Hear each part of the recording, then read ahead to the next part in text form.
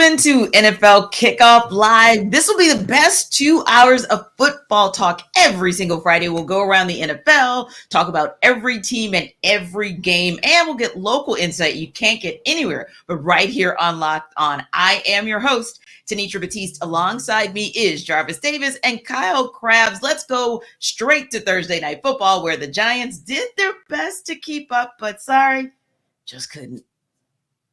The San Francisco 49ers remain perfect in 2023, beating the New York Giants in prime time 30-12 Thursday night. Hey, everybody, I'm Brian Peacock, host of Locked On 49ers.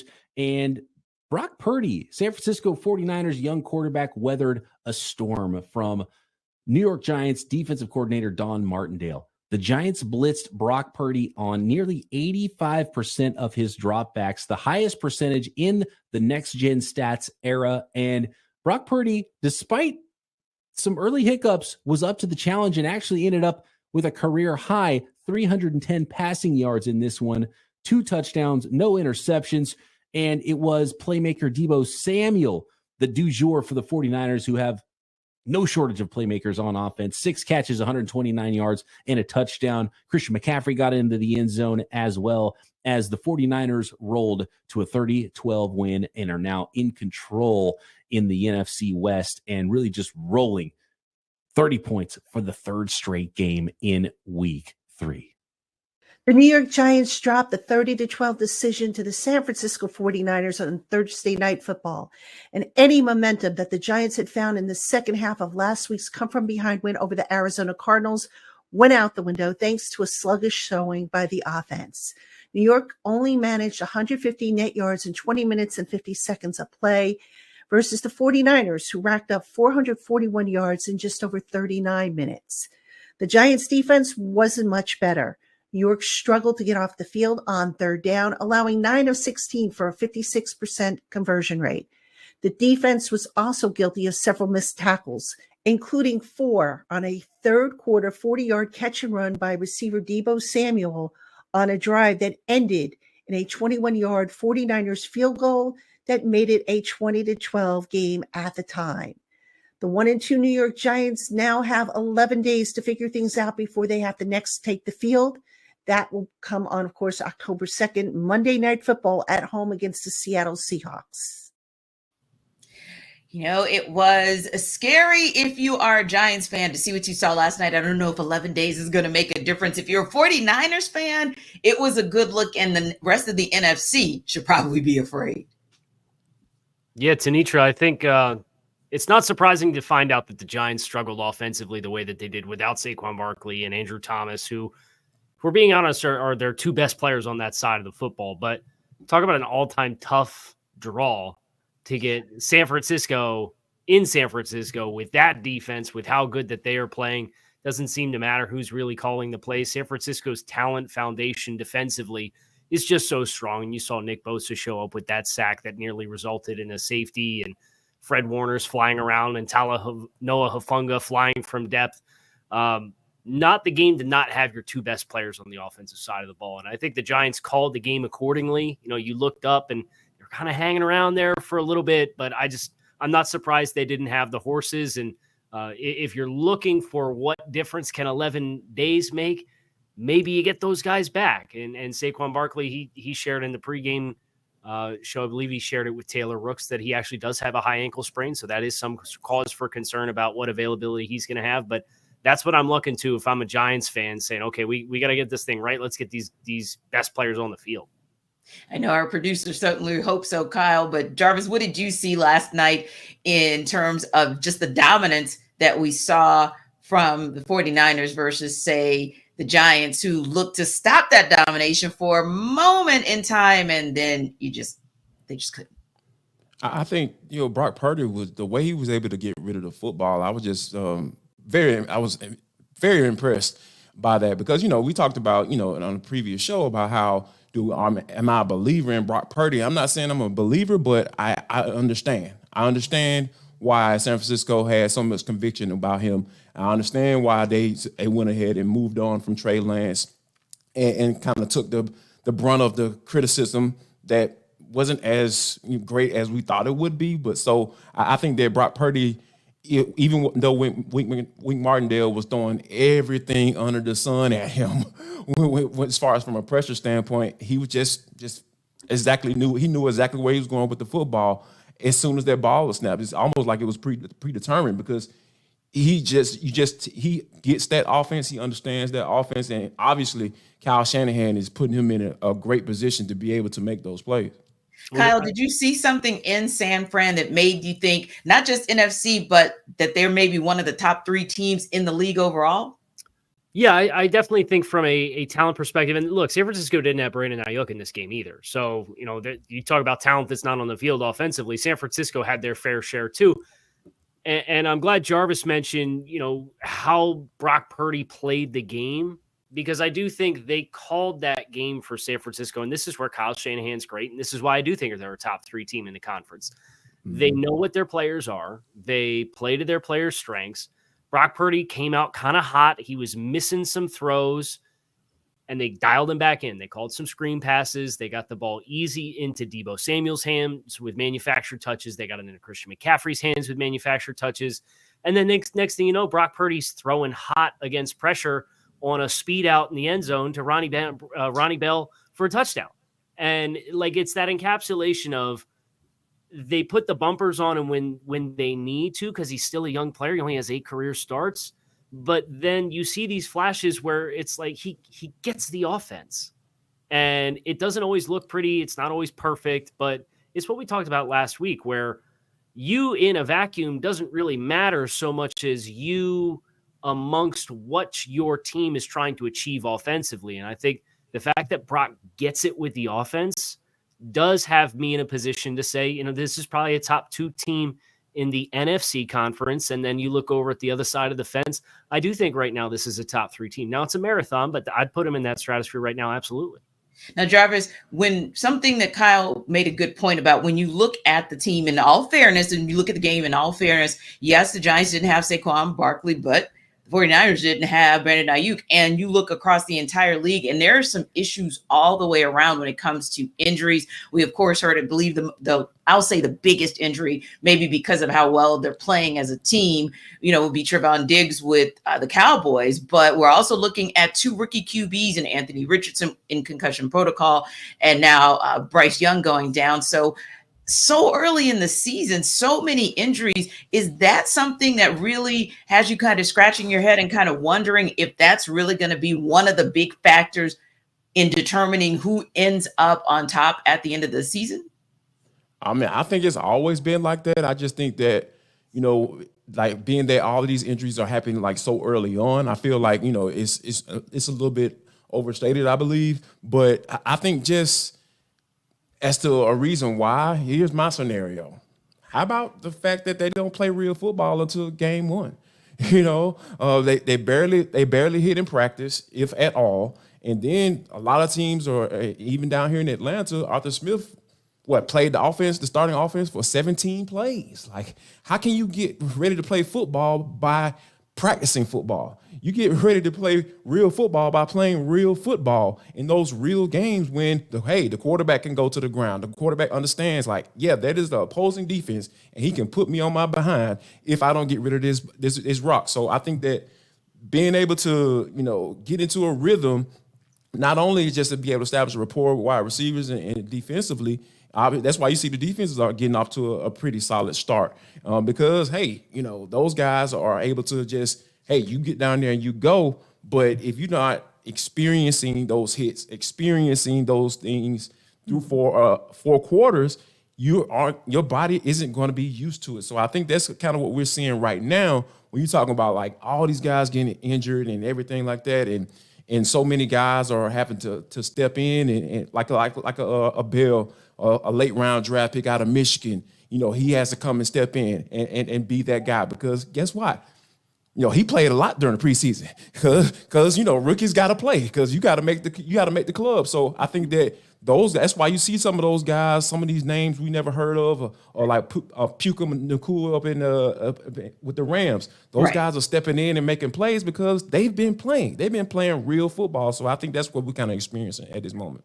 And the NFLPA will probably have a little something to say about that. We've already heard a little chirping about it as it relates to conditions on certain football fields being an issue or a concern as well. So we'll be following this story throughout the rest of the season. Now, listen, in New York, they're following the Jets to see if the Jets are going to jet. We'll talk about it in a minute. But first, Jarvis, let's talk game time.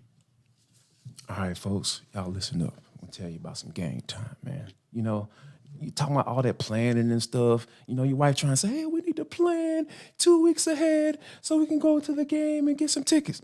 Bump all that. I need you to go to game time because wait till the last minute and go get these tickets. They're going to, I promise you, they're going to guarantee you some great deals because the tickets are right up to the day of the event, right? And you can get exclusive flash deals on tickets for football, basketball, baseball, concerts, comedy, theater, and more. So, yeah, you can go to the game, get you some really good tickets, and then you can, you know, sweeten the deal, sweeten the pot with your wife and say, hey, baby, I'm going to get these theater tickets right here. And we're not planning that either.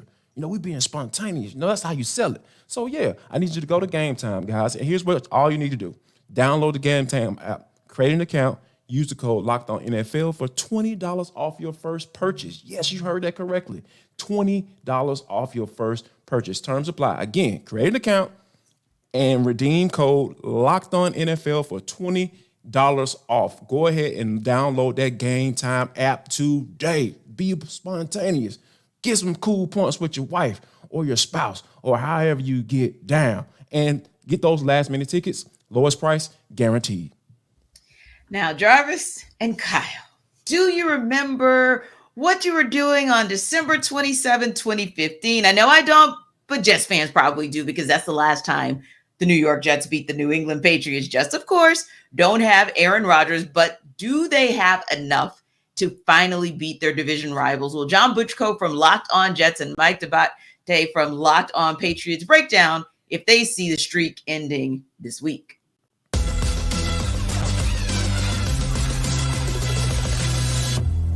Would you like to offer a score prediction today for the outcome on Sunday in East Rutherford?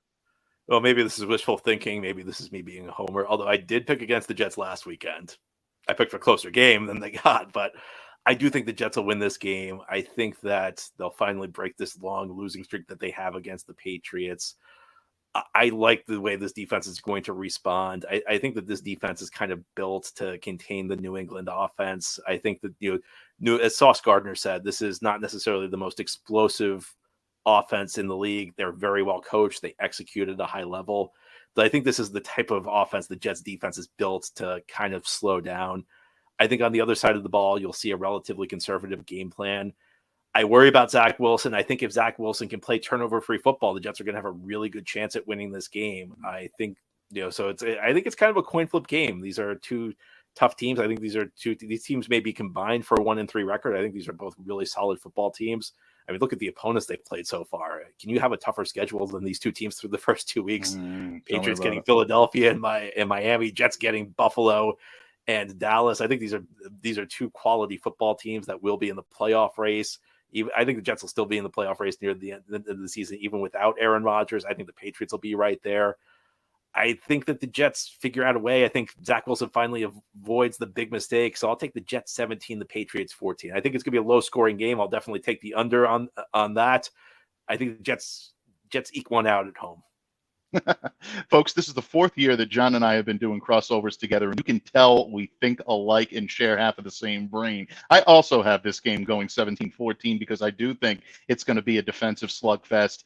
I'm going to pull out the homer card on this one and say the New England Patriots pull this out. And the reason I do believe that is because I think the Patriots are going to win the turnover battle this week, and I think that's going to be key for them to be able to move forward and try to salvage right now what a season could be. If they're 1-2, all of a sudden it gives them a little bit of life. 0-3 in this division is really, I think, the kiss of death. And New England knows that their backs are up against the wall. And I think they're going to have everything in their arsenal at their disposal this weekend, and they're going to need it. That means that Mac Jones is probably going to play a very conservative game, trying to hit the inner part, the intermediate areas of the field. Short passes down the field, lead the receiver under the defense where they can get it, and then get yards after the catch. They have to use the run to be able to open things up.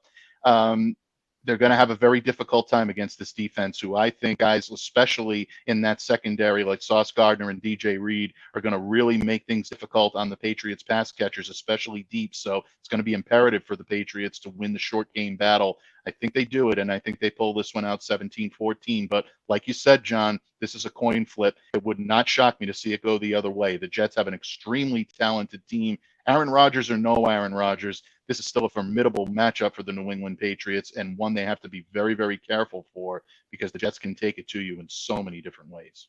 And interestingly, both of these teams, we're going to see a lot of punts on Sunday.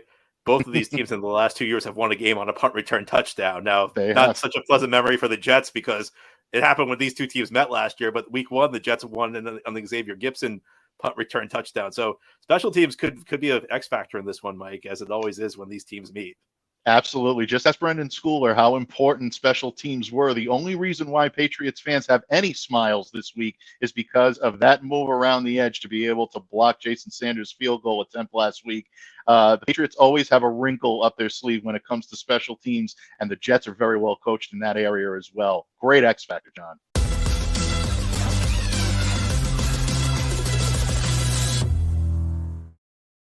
So we have the good fortune of having Mr. Locked On Dolphins himself right next to me, Kyle. And so, Kyle, you are very familiar with this particular division, and it kind of feels like right now it's the Dolphins and Bills, and then it's the other three, right? So what is it going to take, starting with the Jets, what is it going to take for them to get a W, and is that going to be something that lays at the feet of Zach Wilson? I just need 1 minute, if you don't mind, to fully bask in Mike of Locked On Patriots talking about, as the Patriots, a consolation prize of smiling over a blocked field goal in a loss. What a time to be alive. Wow. But I digress. Absolutely. Denitra, your question was about the New York Jets and their ability to win the football game. Zach Wilson needs to not do the things that Zach Wilson has done pretty much any opportunity he's had since he came into the NFL. So I know the optimism was, well, Nathaniel Hackett and Aaron Rodgers, and they've remade and fixed Zach Wilson. Why watch Zach Wilson go 12 of 27 and throw 3 picks last week? So at the end of the day, the New England Patriots play a very specific brand of football, which is we are close to the vest and we will let you beat yourself. The Jets can't beat themselves. So can you run the ball? What's the status of Dwayne Brown at left tackle? We don't know right now. You need to run the ball. You need to be able to give the ball to what you paid Dalvin Cook to come here to do, what you drafted Breece Hall to come here to do. You guys have to run the football and turn this into a grinded out game, because I do think the Jets have better defensive talent. The Patriots are really banged up in the secondary coming out of that week 2 game against Miami. I think if you're able to run the ball, the Jets have better healthy and available defensive personnel. But if you play field position and get caught up and try to do something or be something that you want it to be, but you can't be because Aaron Rodgers is hurt, the Patriots are exactly that team that is just going to lie in the grass and wait. And then when you let your guard down or you try to do something ambitious, they will jump on you and they'll probably win the football game because. Now, Jarvis, it sounds like KC is saying, don't leave this game at the foot of Zach Wilson, but should the Patriots and Bill Belichick count on Mac Jones to be the one to get it done for them?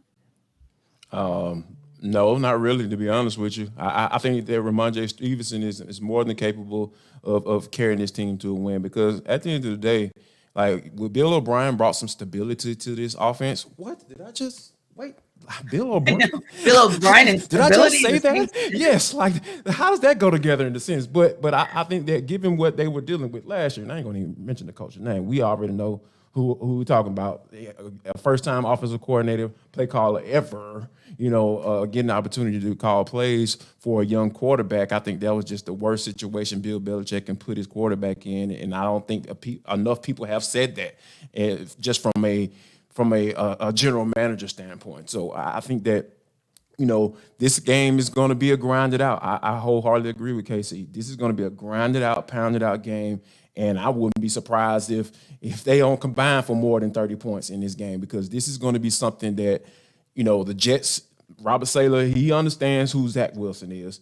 he's going to make sure that Nathaniel Hackett doesn't put this game in the hands of Zach Wilson. And I think know for a fact that Bill Belichick is not going to put this game in Mac Jones's hands, and he's not going to allow Bill O'Brien to do that either. So I think this is going to be something that it might be a game-winning punt returns that actually who gets the dub in this one. Indeed. Now you're looking at not putting either one of those teams and getting a W at the feet of those quarterbacks. But other than last week and the week before, anytime anyone would have said, put the game on the line and give the ball to Joe Burrow, everyone would have said that's a dub for the Bengals, right? But this season, it has been a struggle for Joe Burrow that is really a head scratcher, if you will. And so that's one of those teams, you know how we talk about teams that are 2-0 going into week 3, and they're a little bit surprising. Well, the Bengals are a surprise going 0-2. Granted, they played the Browns, and the Browns kind of smoked them. That was questionable. The Ravens, that's always going to be a back and forth for that AFC North. And now they've got the Rams, which might be an opportunity for Joe Burrow to kind of get back on track. But will this be the time where we end up seeing Joe Cool come back to his Joe Cool self? Well, I guess what's tough is he re-aggravated the calf. If we didn't have to deal with that re-aggravation, I'm looking at this game and I'm feeling, really good. You might get a lot of points in this game, but I would expect the Bengals to outscore the Rams just based off of that depth chart right now is Aaron Donald and Ernest Jones and a bunch of first and second year guys, right? Like they got a ton of young guys on that depth chart. And some of them are playing really well, but they're still inexperienced versus the chemistry that you would expect Cincinnati to have. But JD talked about in the first segment, Bengals, Joe Burrow didn't play. He didn't play the entire preseason. He missed almost all training camp with the calf strain, had to get carted off. We were all freaking out about that. Yeah. And I think it's just another testament to that. And you feel for Joe because he had appendicitis one year in the preseason.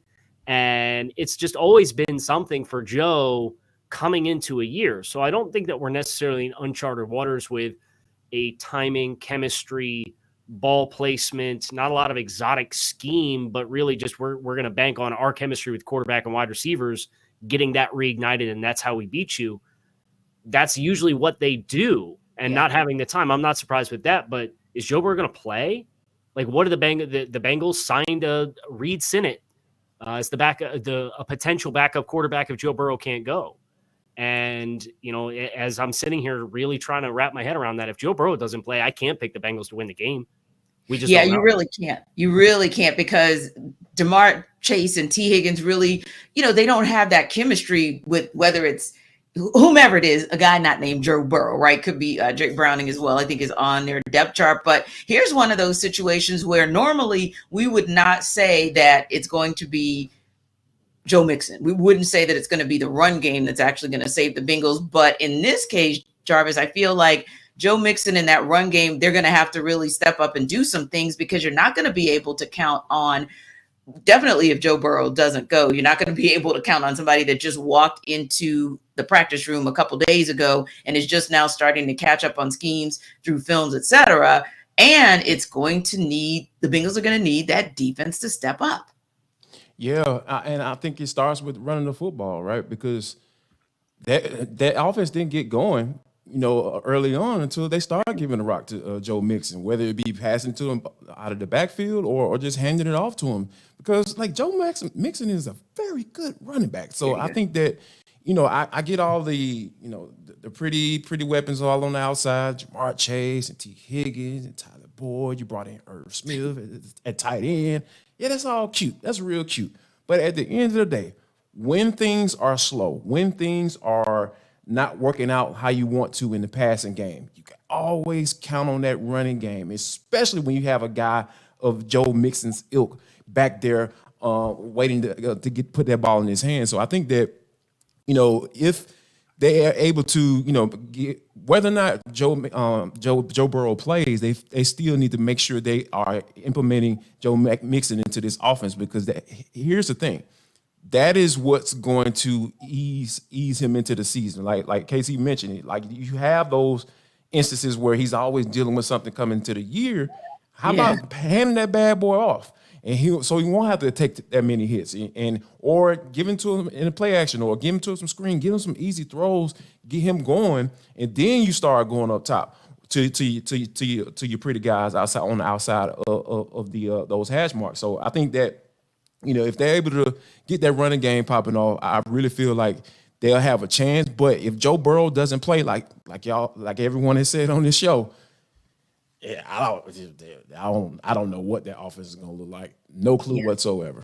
Sounds like we don't know. Can I jump in real quick? Yeah. So here's my concern with getting the running game going for Cincinnati. And I agree with you, JD. They're in 11 personnel 90% of the time on first down. They're in the shotgun 97% of the time through their first 2 games on first down. Yeah. Like, if you're going to do that, and I agree, you got to change some of what you're doing. You got to get up under center. You got to get some heavier personnel out there so that you can create gaps in space. Because if you're going to go spread 11 personnel and you're going to have on one side of the formation, it's just a split out slot wide receiver, you're not putting any structural stress on the defense. Right. And they're going to play nickel, and you're going to try to go 5-on-5 plus a tight end to fit a 6.5 man box. And that's just such a hard way to run the ball. I will be looking for what does 1st and 10 look like for Cincinnati. And if you get out of 11, and that's their DNA. They did that all year last year too. But if you're going to get this thing going and you're going to be a little bit more balanced, you have to change something with how you are putting personnel out on the field. Yeah. Well, it sounds like on Locked On NFL Kickoff Live, we are not so much buying what's going to happen with the Bengals, whether or not they're finally going to get in the win column this coming week. But we'll tell you what we will buy and why right after Jarvis tells us about Prize Picks. Hey guys, Jarvis Davis here for Prize Picks. What I need you to do, let you know that Prize Picks is the most fun I've had winning up to 25 times my money this football season. You just select 2 or more players, pick more or less on the projected stats, and place your entry. If you think that Jamar Chase is going to get off and you're not trying to hear what we're talking about as far as that passing game and they need to sling the ball all over the yard, hit the over on Jamar Chase. Go ahead and you know, put some money down. Put some money where your mouth is. And all you got to do, like you said, is test your skills, because this is the most exciting way to play daily fantasy sports. If you have the skills, you can turn $10 into $250. You can turn $20 into $300. You can turn $35 into $700. Whatever. Just go to prizepicks.com. Here's what I want you to do. How do I play, Jarvis? Calm down. I got you, man. Come on, I got you. It's your boy. Go to prizepicks.com/LockedOnNFL and use code LockedOnNFL for a first deposit match up to $100. Yes, you heard that correctly. All you got to do is go to prizepicks.com/LockedOnNFL. Use code LockedOnNFL for a first deposit match up to $100. I'm telling y'all, Prize Picks, it is the daily fantasy sports made easy.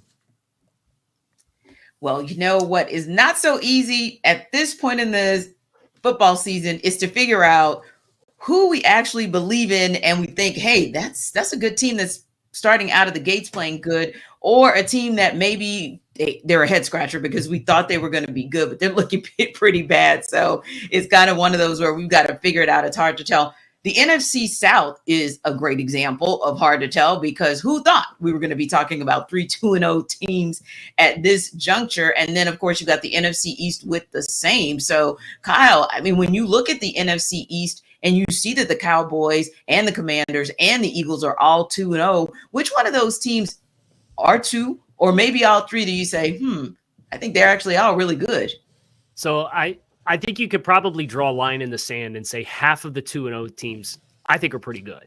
And then I think there's the other side of the line in the sand is teams that you look at and ask yourselves, okay, well, who have you played? And you look at Washington, and they eked out a win that they had to come back from behind, or needed a defensive touchdown to beat the Arizona Cardinals, who are widely considered the worst team in the league, and needed a stopped 2-point conversion with the defensive pass interference while also coming back down from 18 points in the first half to beat the Denver Broncos. It's like it's still enough of a small sample size where you look at the record and you say, wow, I didn't expect you to be here. And then you look at how they got there and you say, oh, okay, yeah, it makes a little bit more sense now. So I look at Tampa Bay. I think the teams that Tampa Bay has played do not have the personnel to really challenge the issues that Tampa Bay has with their offensive line. You think about Chicago last week, right? And they got a defensive touchdown because they got a pick six on a screen pass when Chicago was backed up inside their own 5. Yeah. So I think Tampa Bay is one that stands out to me. Washington's another one that I'm not buying as 2-0 teams, but I sneakily like those Atlanta Falcons, guys. They very much have, and it's fitting because Arthur Smith coming off the Mike Vrabel coaching tree, they are NFC Tennessee with what Tennessee was, where they said it's smash mouth football. We're going to run the ball. We're not going to try to be anything that we're not. We're not going to panic if we're down 2 scores. We're still going to run the football and play hard-nosed defense. And they did all that. And it got them a win against Green Bay last week because they gave the ball to Bijan Robinson more than Tyler Algier. And lo and behold, we got that sweet Instagram clip of Bijan from the overhead shot with the ball moving around, which is probably the coolest football shot I've ever seen in my life. I think I'm buying the Falcons as a team that maybe not going to win double-digit games and have home playoff games, but is absolutely going to be in the thick of this thing to the end as far as a race for that division title, because 9 might get it done when it's all said and done.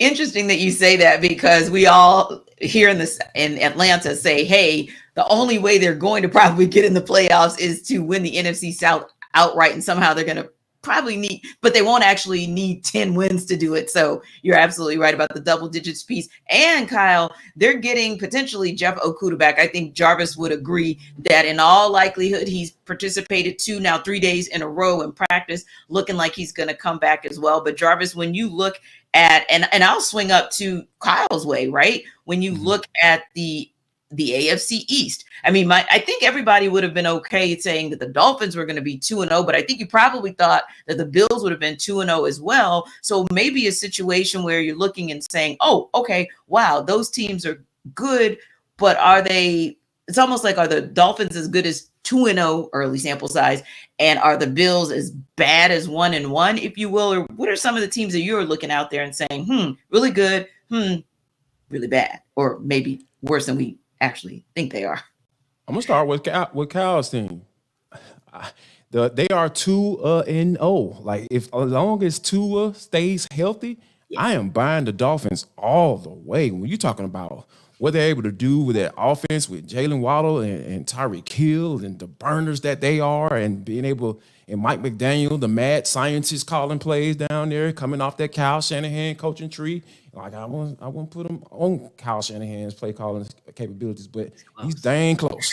He's doggone close, Kyle. Yeah, so I'm buying them. I'm buying the Miami Dolphins all the way, and I'm gonna push back on the Washington Commanders.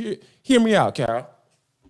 They finally have a guy who knows what he's doing when it comes to coaching quarterbacks, cultivating quarterbacks.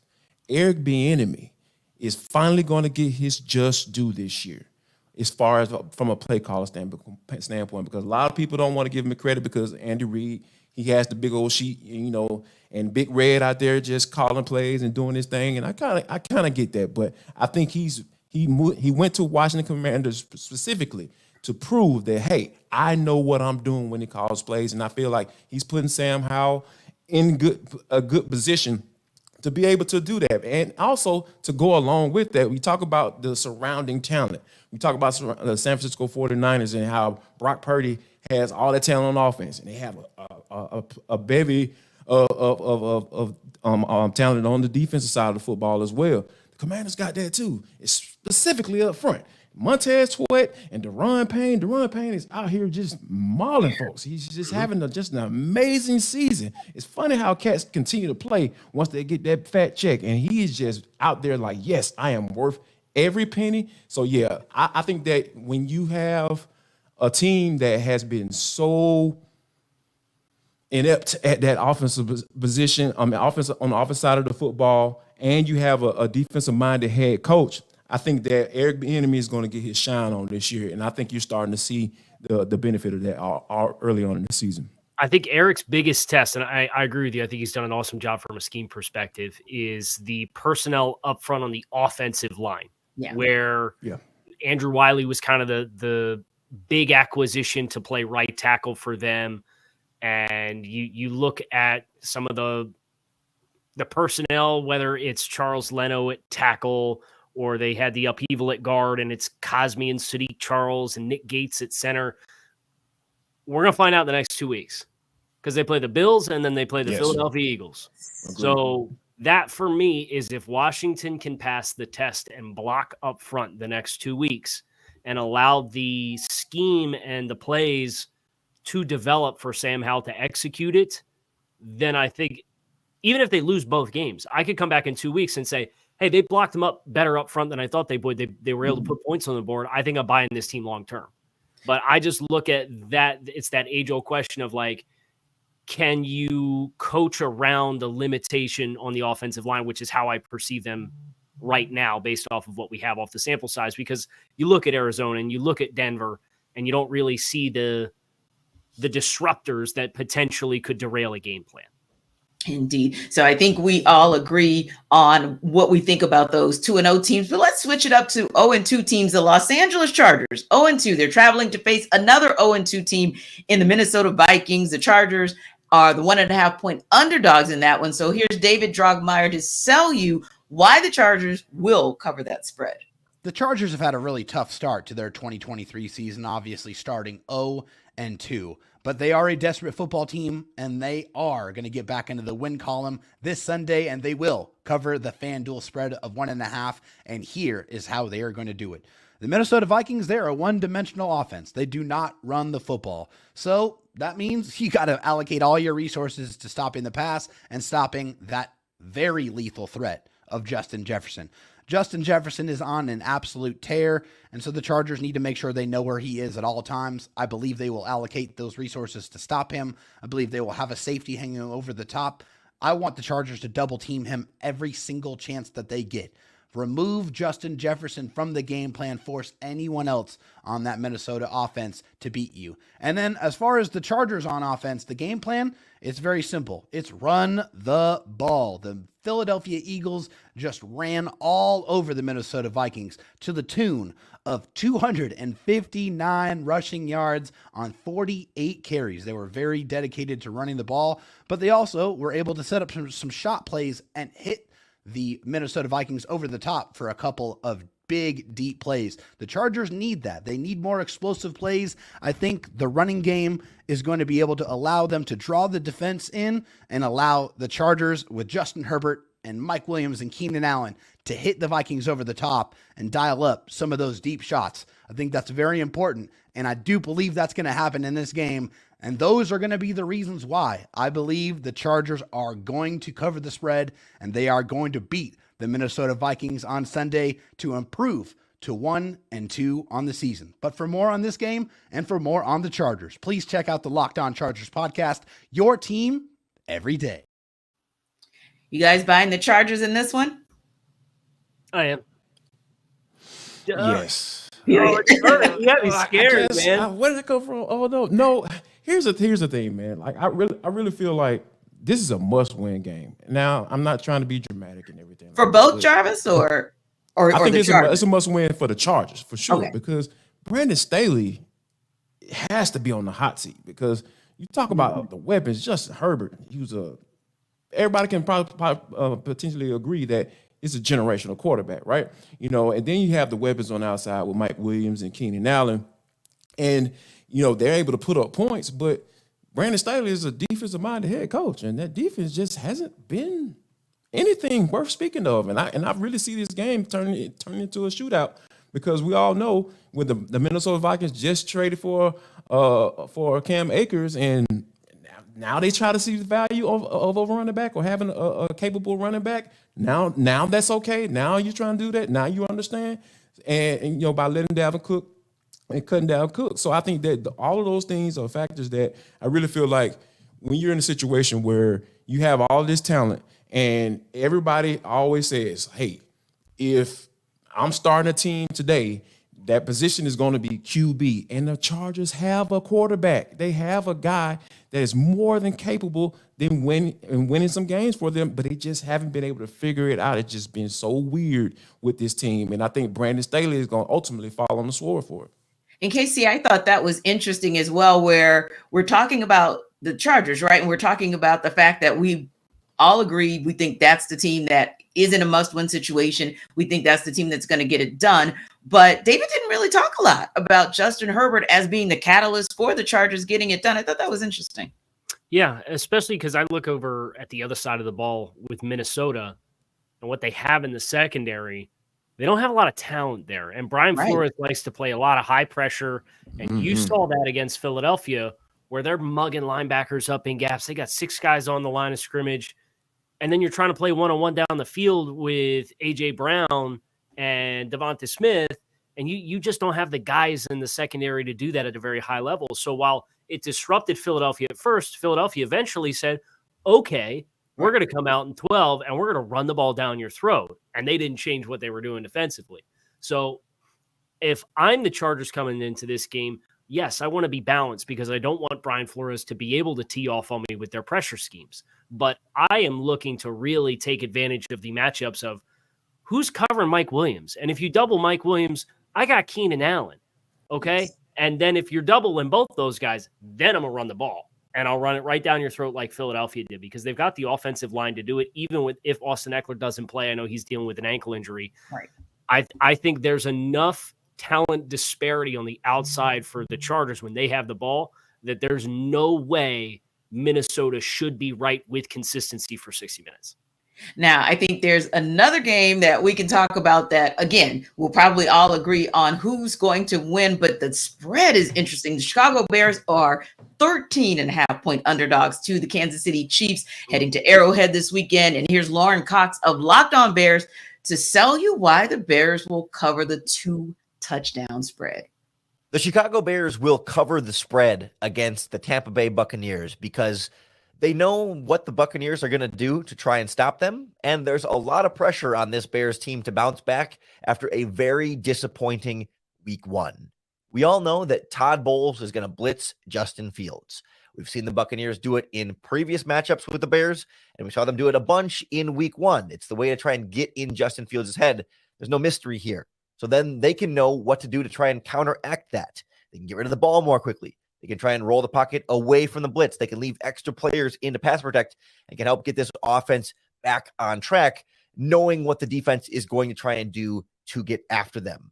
On the other side of the ball, they know they want to go deep with Mike Evans. They know Chris Godwin's going to work underneath over the middle, try and use his route running ability to their advantage. And it becomes an easier time to try and stop them, force them to beat you with some of their lesser weapons on offense. And the plan is there for the Bears to put together, at the very least, a game plan to cover the spread, if not try and get in the victory column this week. There's certainly a lot of pressure on this team to play better after disappointment across the board last week. It felt like they came out not exactly unprepared, but just not executing at a high level. A lot of self-inflicted wounds, mistakes where they felt like they beat themselves just as much as the Packers beat them. That can be a little bit easier to clean up than just going out there and feel like, we're no good. Well, no, it's a little bit more complicated than that. They can be better than what they showed last week in week 1. And the Buccaneers are certainly an opportunity for this team to try and get their season on track. It doesn't mean they're going to fix everything and look like some kind of offensive juggernaut and big time playoff contender, but they've got a great opportunity to cover the spread against a Buccaneers team that may be a little overconfident after beating the Vikings in week 1. Well, we know Lauren really just wanted to replay. You know how we want to run things back and maybe it'll be different if we run it back? It ain't going to be different, Lauren. It was the Bucs last week and it'll be the Chiefs this week. And yeah, unfortunately, I think, Casey, it's 13.5 points, but Chiefs will cover that. The spread, the Bears will cover the spread. I'm not sure that the Bears will cover the spread. I'm going to be honest. You don't think so? Okay. There is not a worse unit for unit mismatch than Kansas City with a top 5 offensive line against Chicago's defensive front. Chicago they have 189 rushing yards through 2 games with Justin Fields at quarterback. The entire appeal of Justin Fields, and he said this week, I'm going to just go back to playing ball, right, and try not to internalize so much of what's being directed at me. And there was a whole circus that was made for 3 hours over that comment before he talked to the media again after practice. At the end of the day, what Justin Fields and what the Bears did well last year for Justin Fields was they got really exotic quarterback run schemes. And they said, look, we got a powerful runner, 240-pound quarterback that runs a 4.3. we can run the ball, option-oriented run game, put defense in stress, and really try to out-gap you in the run game because we have an extra hat because we're running the ball with the quarterback. When you don't do that and you try to do what Chicago has been doing this year, you're taking away the best part of what makes Justin Fields Justin Fields. So unless you're going to go back to that, which I have no confidence that they will, Yeah. and then I look over at the other side of the ball, I don't see any reason how you stand up against Kansas City with their offensive line. So that, for me, I look at both sides of the ball, and I think Kansas City's got a good advantage. And 13.5, I'd probably take Kansas City cover. I would. Yeah. I wholeheartedly agree because here's the thing, man. It is the Bears are a dumpster fire right now. You got the defensive coordinator may or may not have had his home raided by the FBI, resigning, and like you said, like Kyle mentioned, talking about the Justin Fields and getting back to myself, and it's too many players, it's too many voices in my head, and I just need to get back to being me. And it's just this dude just going through it mentally, Yeah, like bless just his the face of your organization, Polo. Just bless his heart. Just bless Justin Fields' heart right now. I think it's just too much going on in order for to get this out. Because let's take it back to last year. Like we were having this same conversation, Kyle, last year about using this dude's talent. Yeah, he could throw the rock. No, don't get me wrong, but one of his best assets, if it's not his best asset, is running that bad boy and using that, because that is a tool that you can use to take advantage of the defense if your passing game isn't up to par. And he didn't have any weapons last year. You know, they traded a second round pick for Chase Claypool, who has just been awful since he stepped into Chicago. So I think right now it is just we're having the same conversation about Luke Getsy trying to figure this thing out. It took him 7 games to do it last year, and they finally was able. You saw some of that greatness that they were able to take advantage of by using his legs to be able to run the football. And you talking about 189 yards 2 games in? That is absolutely ridiculous. And you got a running back in Roshan Johnson that you need to use more as well. So it is so. If they had that game plan right there by running the football, I feel like the Bears could cover. They could cover, but they're not going to do that, because that's why I feel like the Kansas City Chiefs, they're going to easily cover this 13.5 point spread. Yeah. And I have to agree and kind of check myself, because I was thinking, wait a minute, did I say Bears? Nah, I meant Chiefs. So let me just be clear. I think that the Chiefs are going to be just fine covering that spread. It'll be interesting to see, though, how this goes down, because, I think even more so than covering the spread, it's what's going on internally with the Bears, and whether or not how they're going to make it through this entire season is a bigger deal for them. Now, you look at the Denver Broncos, another 0-2 team, and not so much internal issues. It's almost like they just can't get it done and close out at the end of games. They're headed to South Florida, so they're going to have a serious test with Kyle's team, the Miami Dolphins. The Broncos are 6.5-point underdogs. Cody Rourke of Locked On Broncos, however, is here to tell us why the Broncos will cover that spread. This is Cody Rourke of Locked On Broncos, and the Denver Broncos head into Week 3 Sunday showdown in South Beach against the Miami Dolphins as 6.5-point underdogs, according to our friends over there at FanDuel Sportsbook. So why do I think that the Broncos will cover the spread here against the Dolphins? Well, let's take a look at maybe some circumstances here through the first 2 weeks of action. When you look at where Denver's offense is at with Sean Payton and Russell Wilson, they're 3rd in the NFL in plays per drive and yards per drive. They're 1st in the NFL in points per drive. Now, granted, sitting at 0-2, something doesn't add up here. And we saw the Broncos collapse in Week 2 against the Washington Commanders. Denver can put up points. The offense is better, though they went through a little bit of a stalwart last week against the Commanders from the second quarter until a little bit late in that fourth quarter, where they came back and had the Hail Mary there. Denver has the pieces and they have the tools, but it's about establishing balance on the offensive side of the ball here. And I think the number one thing that we've seen, Denver's offense going against the Miami Dolphins defense, now coached by Vic Fangio, former head coach of the Denver Broncos, and former Broncos outside linebacker Bradley Chubb playing there, is they love to pressure and they love to force offenses to throw the ball short. They rally and tackle. Denver capitalized on downfield plays last week against the Commanders, and then they went away from it entirely. You have to dictate the pace here. And I think if the Broncos offense can continue to maintain the efficiency that they've had on the offensive side of the ball, they will cover the 6.5-point spread here this week against the Dolphins. I think the bigger question in the wild card is, can Denver's defense, which is right now one of the bottom-ranked units in the NFL, can they find a way to mitigate the big explosive plays from Tua Tagovailoa and Tyreek Hill, Raheem Mostert in this game? That's the question here. But if Denver can do things offensively in the way that I think they can, they will cover the 6.5-point spread. Well, Kyle, this is right down your alley, up and down your alley in South Florida. So how's it going to go down in South Beach this weekend? I am very encouraged by the way that practice has gone for the Dolphins this week with Teron Armstead, who didn't play in the first 2 games as a high-priced offensive tackle. I know y'all in Atlanta know him really well from his time in New Orleans. Oh, yeah. So Teron, Mike McDaniel said today, optimistic for him in week 3. Jalen Phillips did not play on Sunday Night Football with back spasms that he suffered on Friday's practice. He's good to go. He's going to play.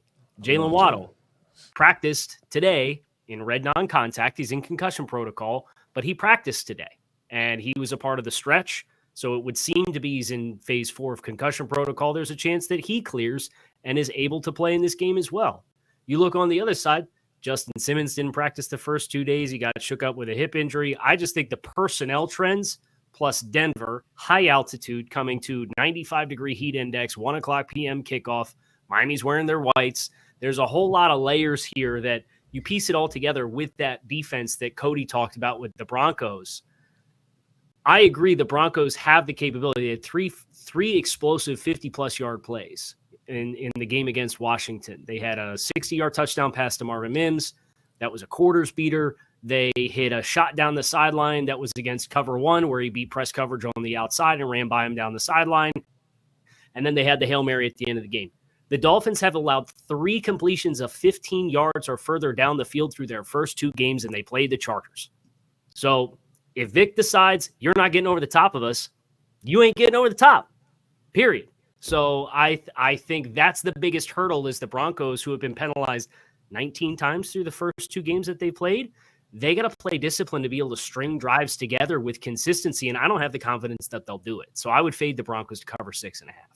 And it's interesting you said that, Casey, because literally as you're talking about it, that was my first thought. Like that team under Sean Payton, no doubt, has been a very undisciplined Broncos team. Meanwhile, the Dolphins are showing themselves to be quite disciplined, and they're getting some of their weapons back, Jarvis. So that should make all the difference in terms of this game and who covers the spread.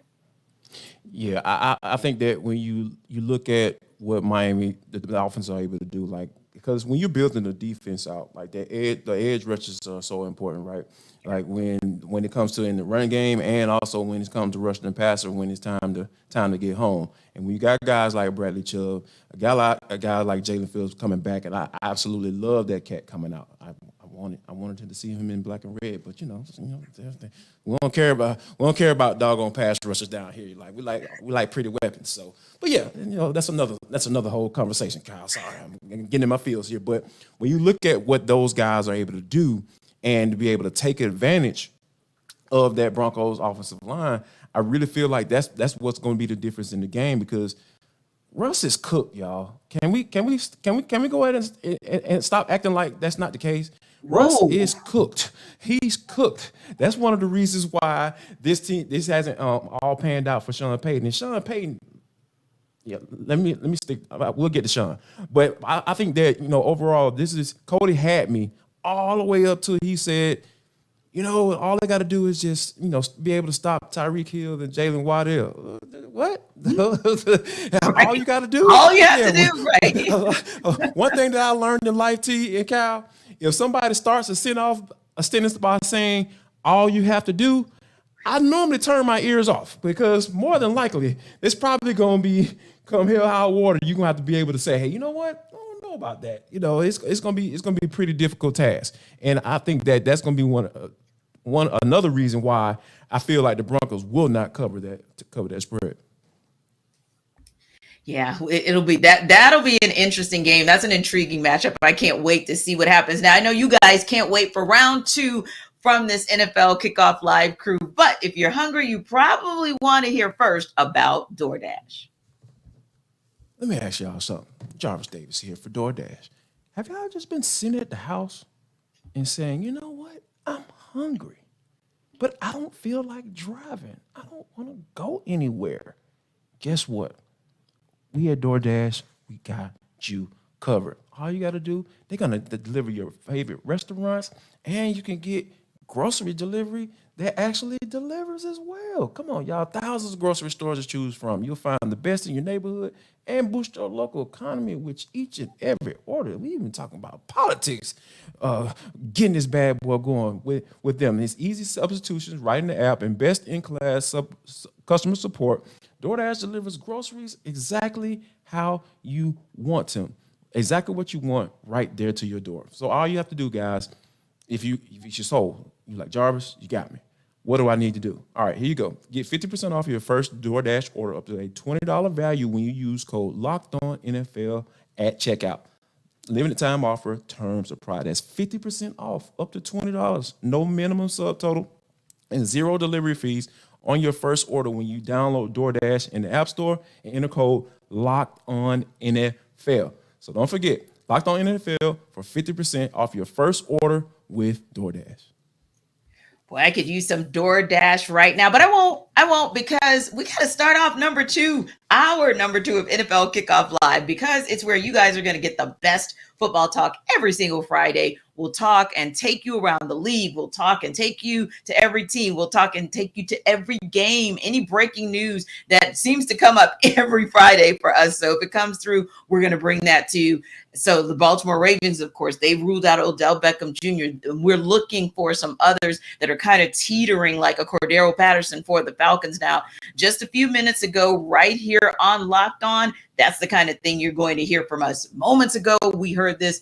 Then you'll hear from us as well. So I'm Tanitra Batiste. Still got my guys, Kyle Krabs and Jarvis Davis, right here to bring you all the tea. Now, I'm going to give you guys a couple of team names, and I know that nobody said these were the teams that were going to be 2-0 heading into week 3. At least not all these teams, right? Cowboys, Ravens, Dolphins, Eagles, Commanders, Falcons, Bucs, and Saints.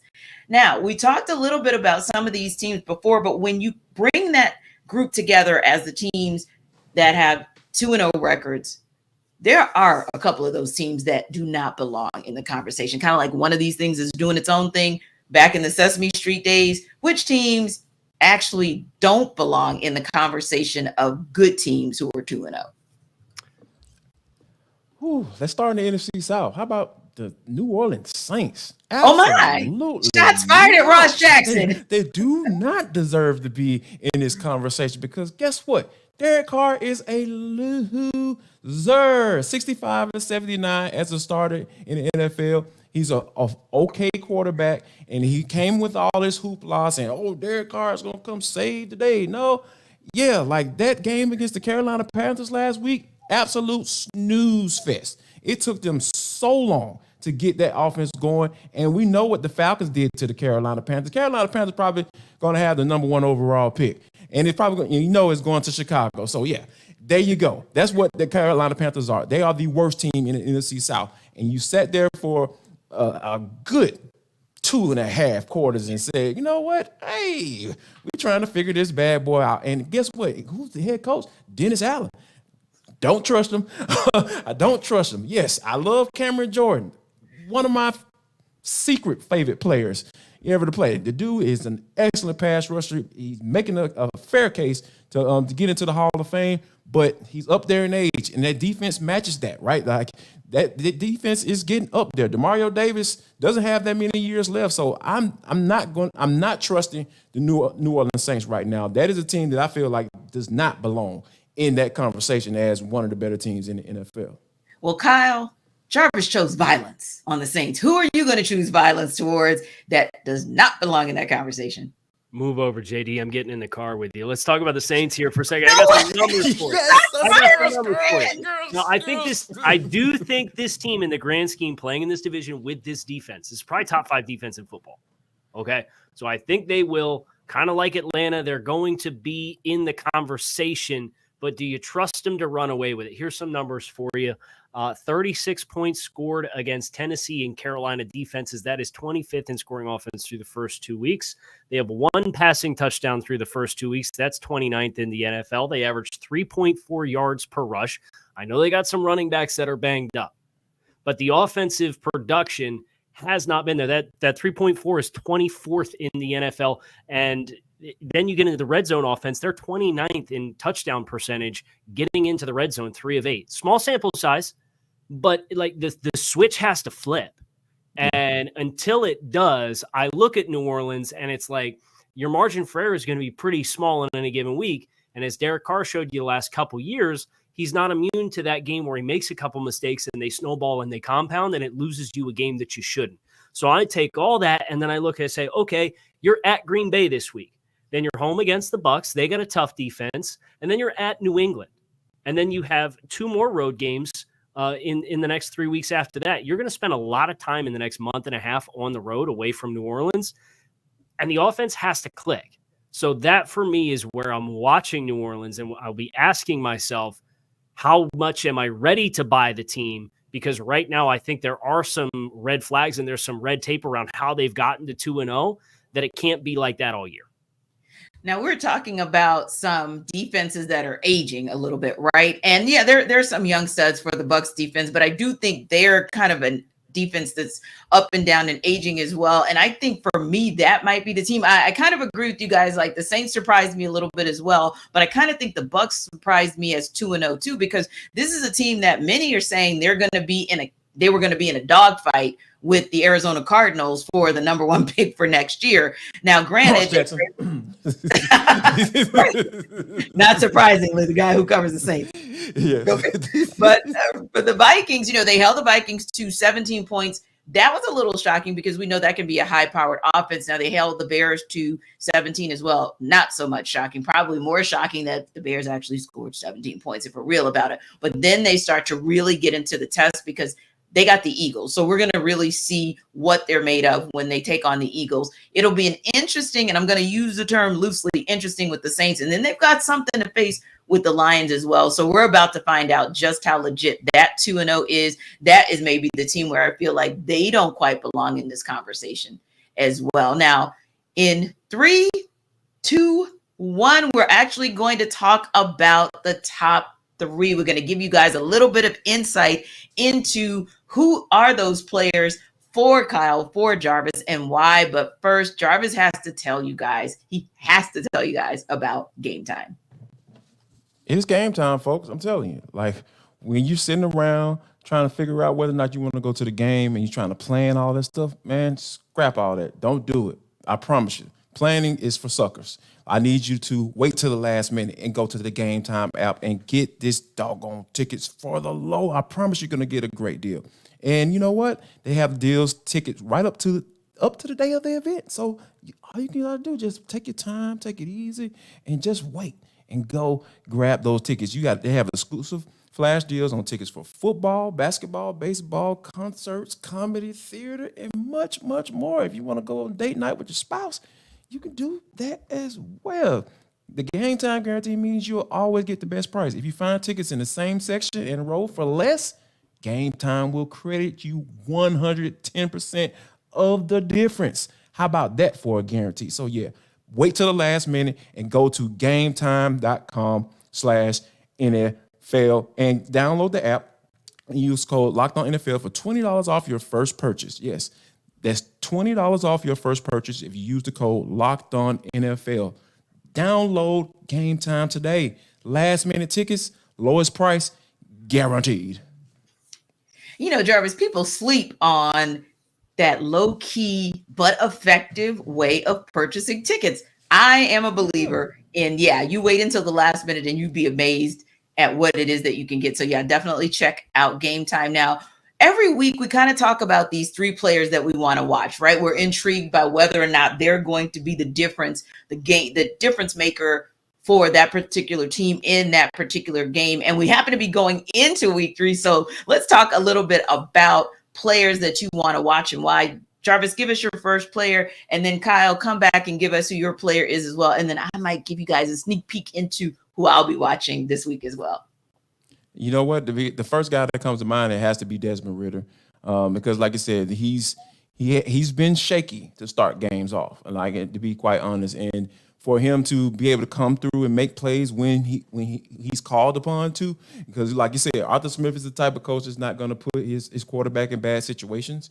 He's going to make sure of that from a play calling standpoint. And he had against the Green Bay Packers, he had a couple dropped interceptions that probably could have turned into pick sixes. So I think this week against the Detroit Lions, going up against the offense that can put some points on the board, Jared Goff, they're going to push that ball down the field when you talk about Amon-Ra St. Brown and having a guy like an explosive player out of the backfield and Jahmyr Gibbs. Those are the type of guys they're going to be able to put the points on the board. And I think that if you get to a point, if your defense gets caught off guard and you get into a shootout, can you make plays? Can you get your team in position to be able to have more points than the opposing team once that clock strikes zero? How about you, Kyle? Who's your guy to watch? I'm going to give you 5 guys, and it's the Pittsburgh Steelers offensive line. Okay. You're talking my language. Okay. Language. So Pittsburgh's 1-1. You had the fourth quarter come from behind victory in which you had -7 yards of offense and 9 first downs in the game in the fourth quarter to come back in week 2 against the Browns. This Pittsburgh team is averaging 3.1 yards per carry. They have 96 team rushing yards through 2 weeks.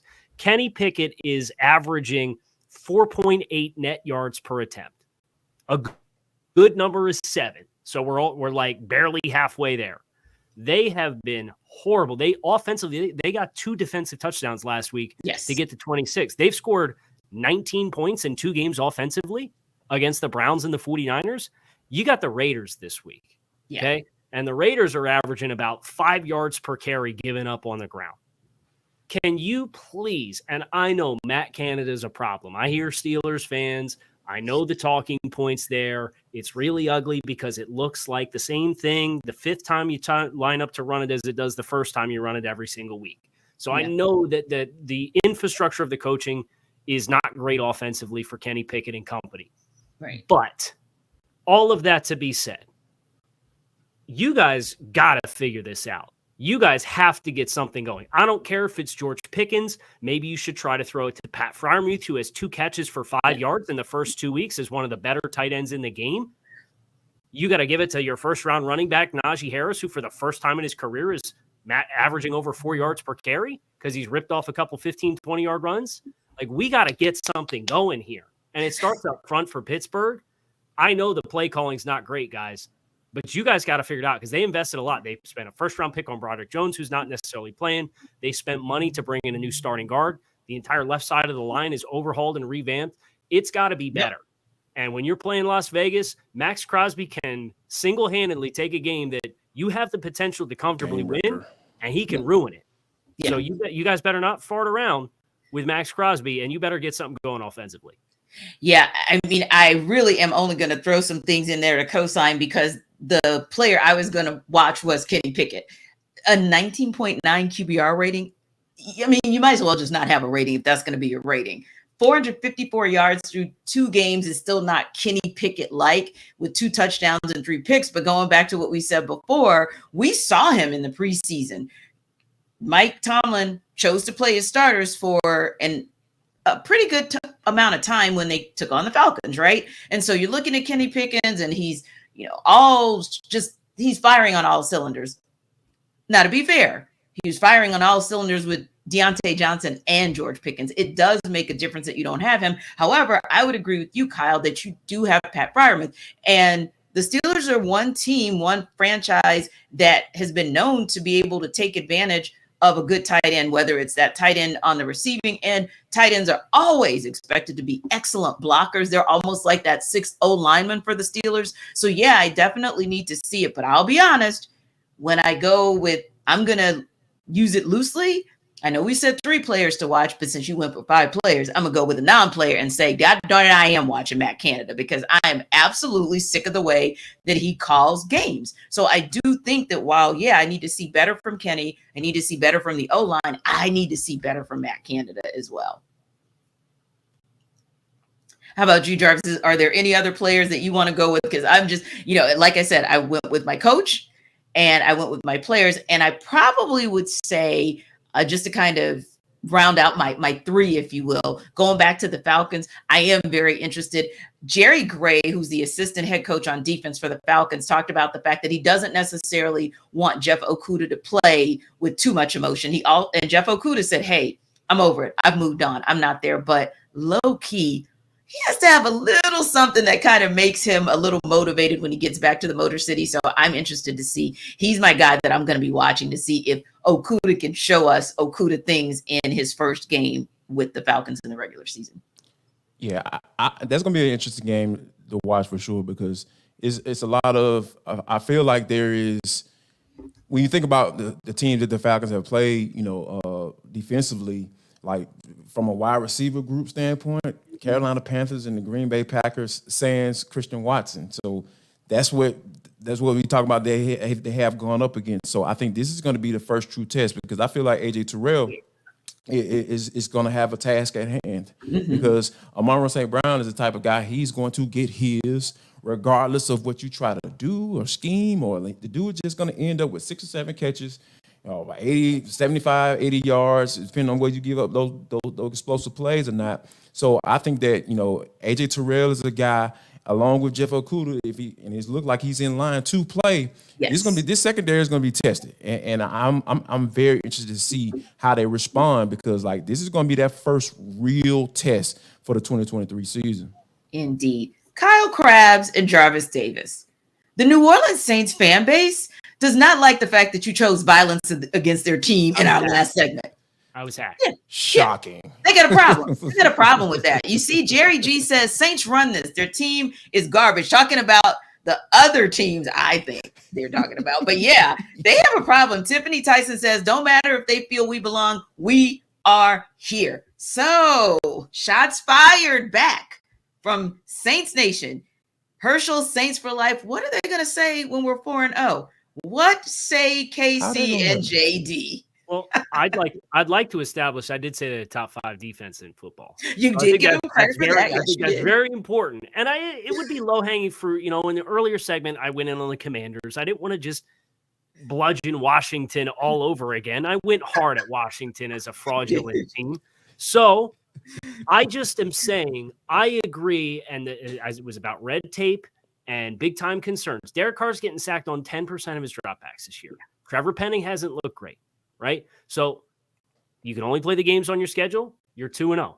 But the sustainability of it is where, when I look at New Orleans, that's what I am worried about. I think they have a realistic chance because of the defense to be in this conversation. But I look at the problems that they've had offensively in 1-point win over Tennessee and against Carolina. And you ask yourself, okay, what happens when you get in more robust matchups? Yeah. You have to be able to put more points on the board. You can't take so many negative plays. So that's where I'm at with New Orleans. Yeah. Now, where they may end up being 4-0 and where they may end up, and when I say running the table, meaning being right there with the Falcons, contesting for the division title, is the fact that both of those teams have the easiest strength of schedule for this season. So when I look at them saying 4-0, meaning Saints Nation, I'm like, well, it's possible, because you could certainly see them beating the Packers and you can see them beating the Bucs, but Jarvis, they fired some serious shots. So you want to fire back? The educational system that I'm hearing right now with the whole 28-3 jokes, you ain't got anything else. Come on, I understand, you can bring that up at any point, but why would you even bring that up? This is where we are. We're in the now. Huh? Right. Jarvis was I've never heard that before. What does that mean? 28-3. The score of the Super Bowl before Tom Brady came back. I know. I'm helping you out. He gets triggered, Kyle. Right. He gets triggered. Yeah. You know what I'm saying? He'll be rocking back and forth in a little while. Saints fans are so distraught with the smell of that city and that town, that they can't even smell the fact that Dennis Allen is a fraud. He's an absolute fraud as a head coach. Why do you all trust him? Why do you put your trust and your faith in Dennis Allen? Defense coordinator? Absolutely. No doubt about it. I hire him as a defensive coordinator if I was running my own team, but I dang on sure I'm not going to hire him as my head coach, and I just don't trust him. Like I said, the Derek Carr stuff, I didn't buy it when they brought him in. I was just like, okay, what is that going to do? Like, you're still going to be an average football team. So I think that right now where the Saints are, given like the sustainability of, like, we've seen these games. I watched the game last week against the Carolina Panthers. That can't last. If Derek Carr can't consistently go out there and be the quarterback that he's paid to be, you're going to be exceptionally average going forward. Thank you. And Dennis, thank you for this PSA. So in Dennis, I'm Jarvis Davis, and I approve this message. You approve the message. That from our guy who definitely gives us all the great messages for our sponsors. Now, there are actually a couple of games that I'm interested in checking out this weekend. And you already know one of them, of course, is going to be the Steelers game, because I really want to see if they can find a way to take advantage of the Raiders and kind of finally get it together. But the Washington Commanders game could be an intriguing one as well, because as we mentioned, a little bit of a surprise that they're 2-0. So this week they get their chance to prove whether or not it's legit against a Buffalo Bills team that is surprisingly not 2-0. How did the Commanders prove they belong in this conversation? Well, David Harrison of Locked On Commanders and Joe Marino of Locked On Bills, they're going to look at how they think this must-see game is going to flesh out.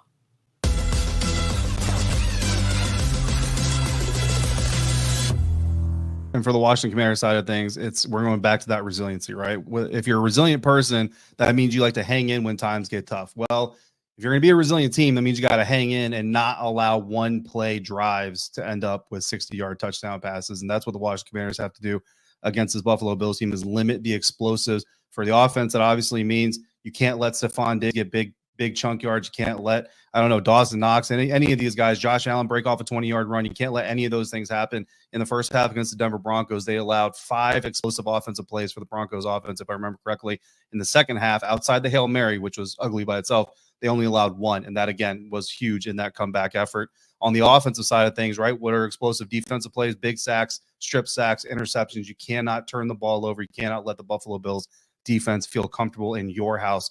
You got to keep them on the toes as best that you can.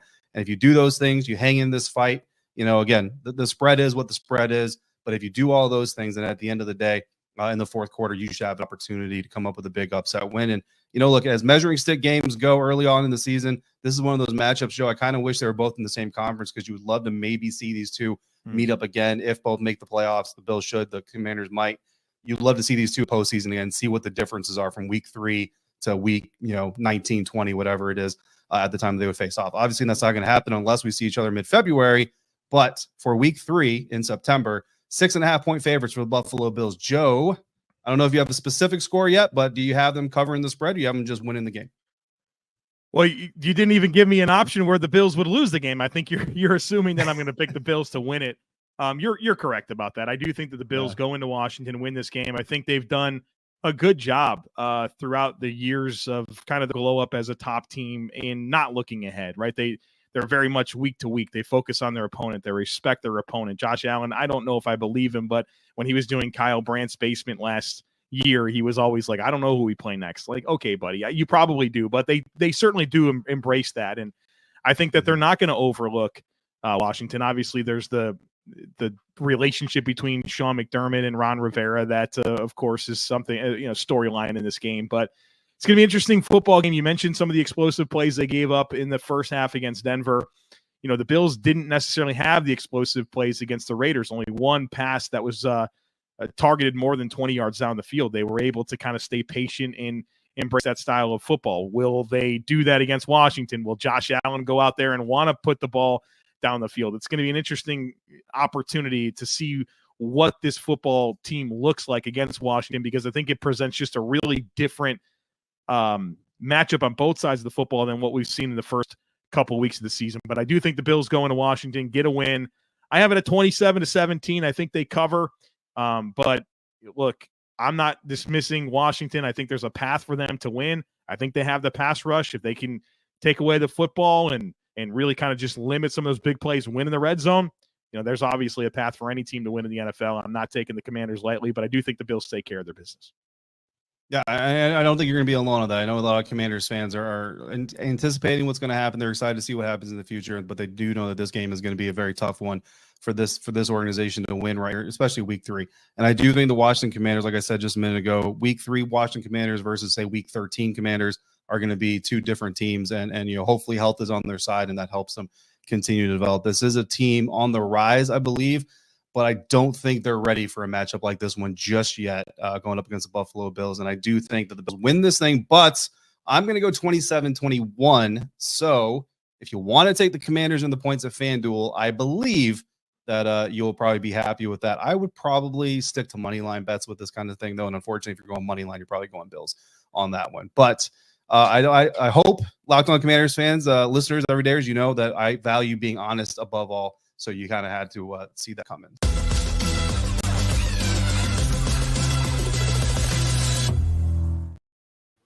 Wow, strong words from the gentleman who, well, both of them really, but for Locked On Commanders. But interestingly enough, I was thinking, is this going to be the week where the Commanders show improving? You guys talked a lot about some of the positives of the Commanders, including their defensive front, as well as Eric Bieniemy continuing to evolve that offense.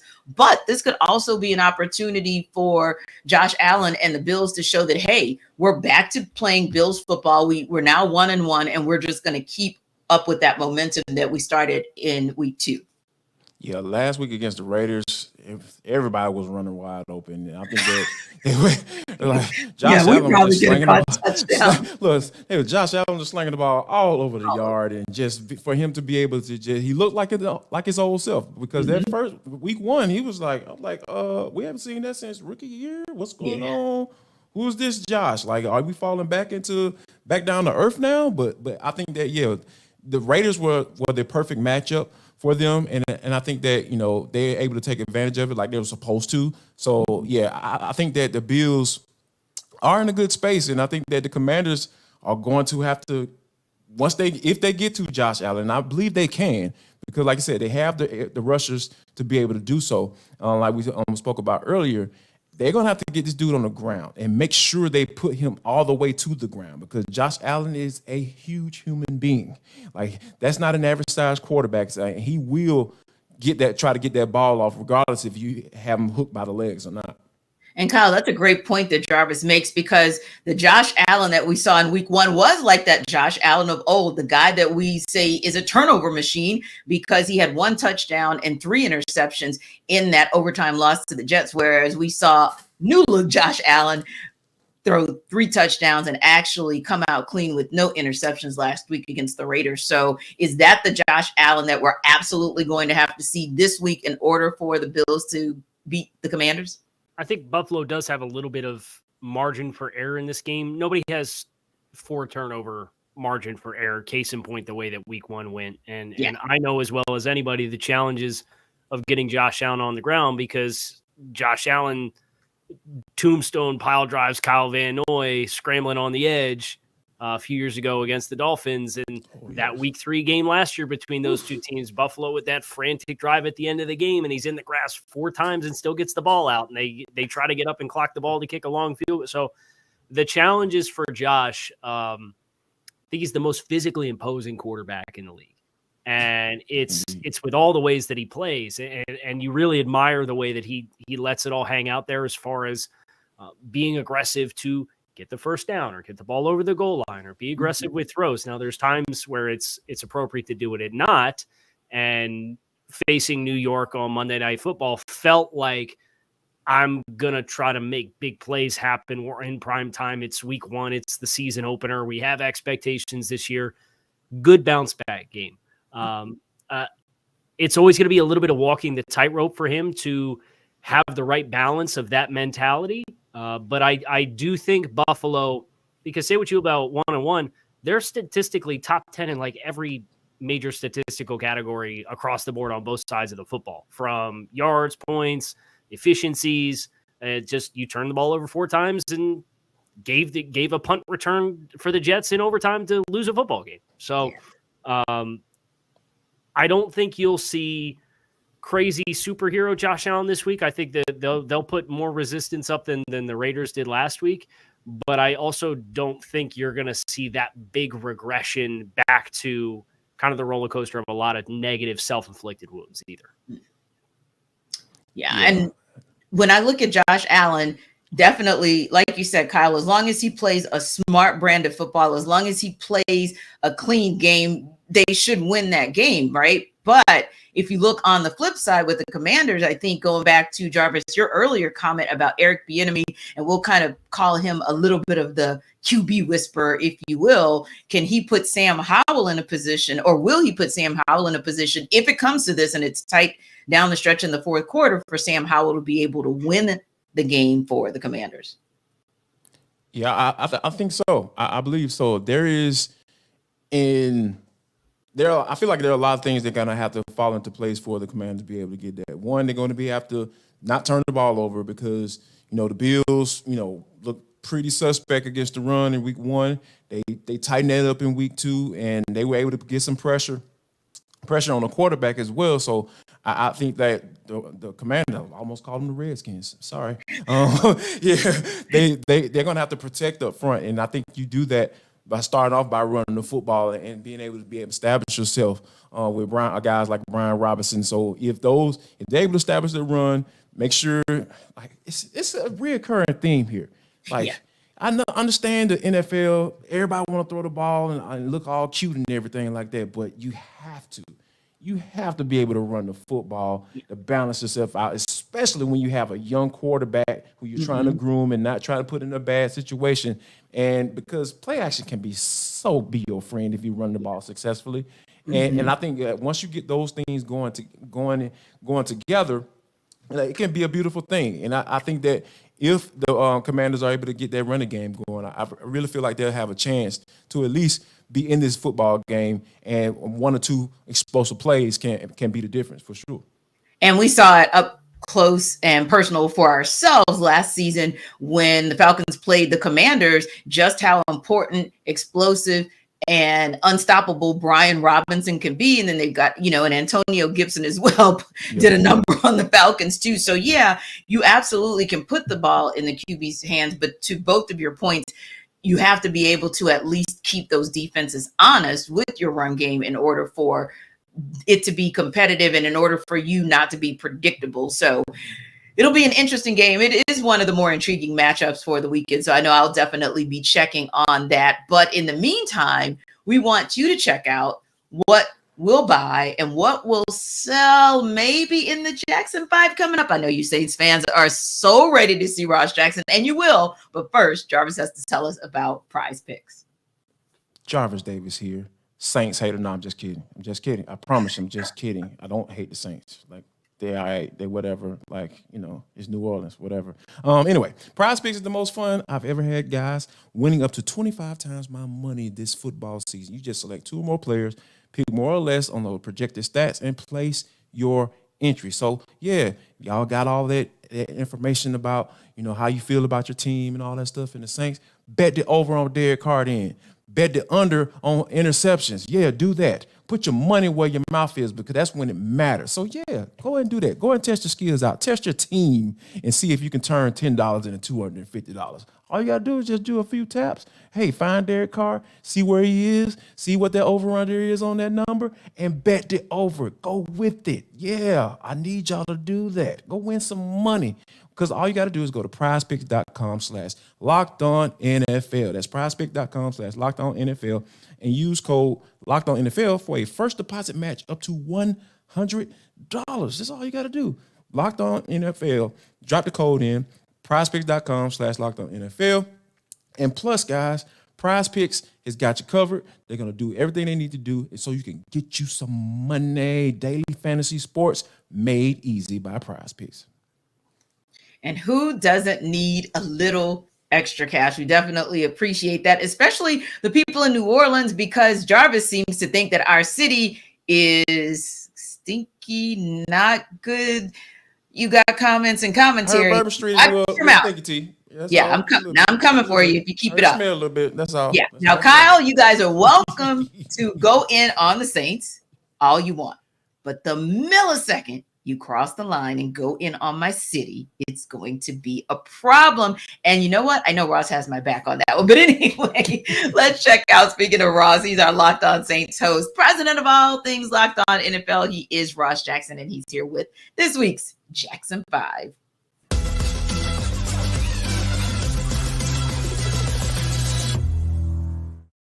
Okay, Ross, count them. 1, 2, 3. Oh my goodness.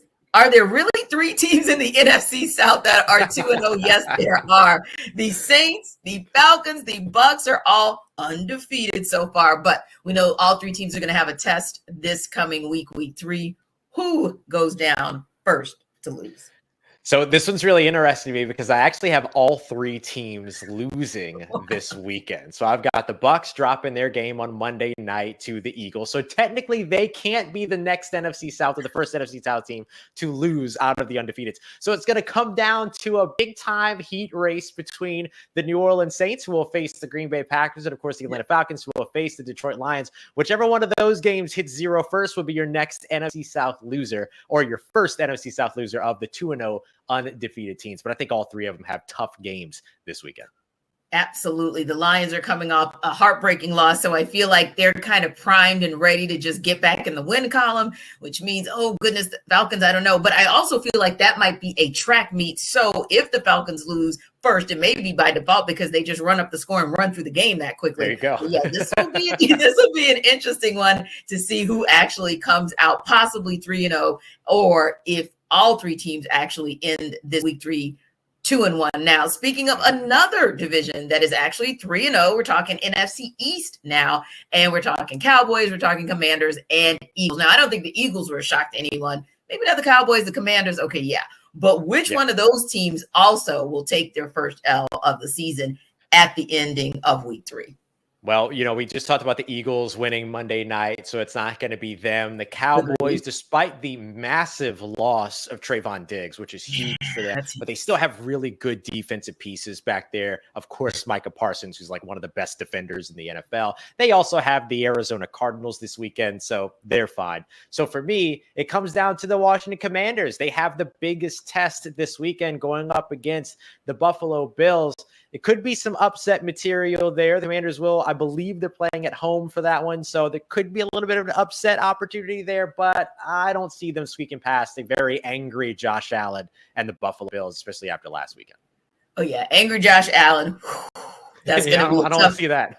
Yeah. Exactly. Good luck with working through that. And good luck with kind of the head scratchers of those teams who are on the other side of this conversation, which are those teams that are 0-2. And the reason I say good luck is because a couple of them were really surprising to all of us. But for you, Ross, who was a head scratcher where you said, wow, didn't think at the end of week 2 we'd be talking about this team not having posted one in the win column?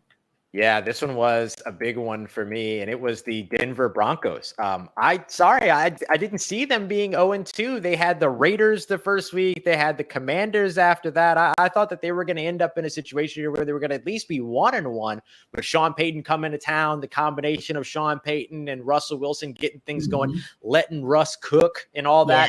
But so far, Russ has been maybe – he might use the microwave. He's just fixes the bowls of cereal, whatever it is. It ain't working for them right now. And so to me, that's the biggest surprise of the 0-2 teams is that Denver Broncos team led by Sean Payton. You're not used to seeing a slow start for that guy. Yeah, when you look at his QBR rating, when you look at the percentage of completions, everything, at least on paper, looks like, okay, we're back to the Russell Wilson of old. And on some level, you are, but on the same token, not quite to the level to get you a W. So maybe it happens for them in week 3 rather. Now you have some teams out there like the Carolina Panthers, as an example, that have a rookie quarterback under center. And it's been a challenge for him, to say the least, but there are some other rookie quarterbacks out there as well who are on the struggle bus. So we're early on in the season. Only 2 weeks, 2 games in, but should any of these teams be concerned about how their rookie QBs have performed so far?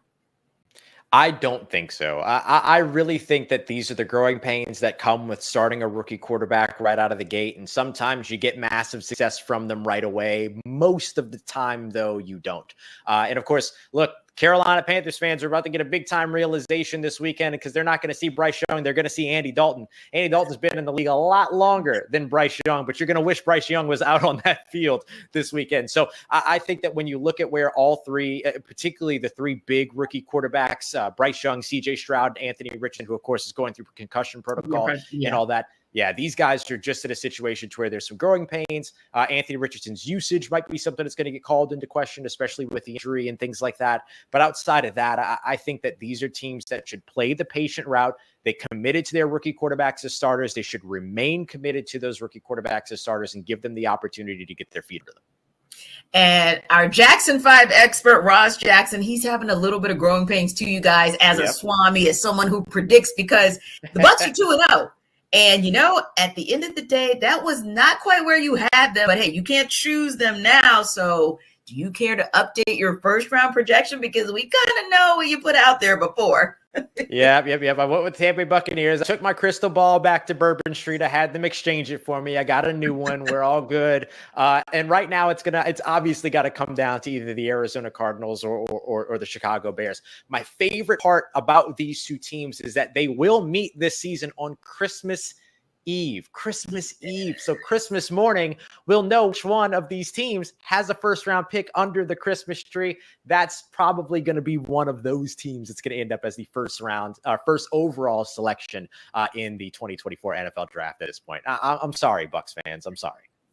Yes, apologies accepted on behalf of Bucs Nation. But hey, yes, we'll see right on Christmas Eve who's been naughty and who's been nice and who's going to therefore get that first overall pick. Thanks for stopping by, Ross. Jackson 5 back at you next week. Always a pleasure.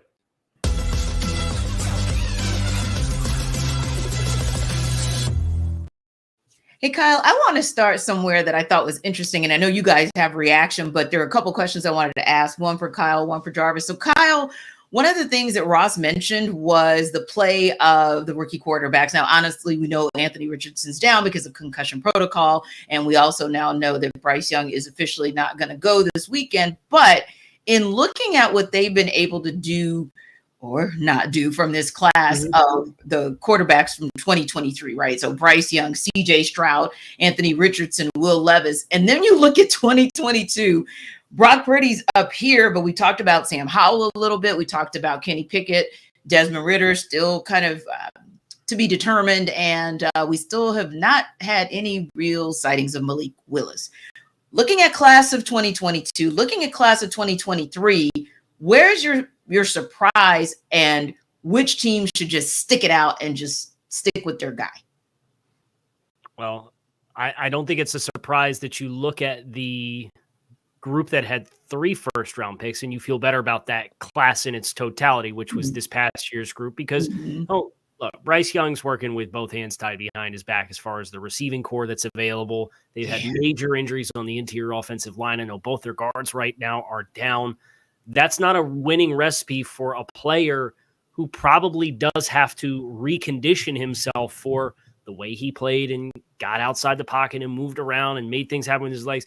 Everybody's a little faster in the NFL. And you see Bryce is kind of figuring that out as he tries to get off script and extend plays, but his receivers just aren't getting open.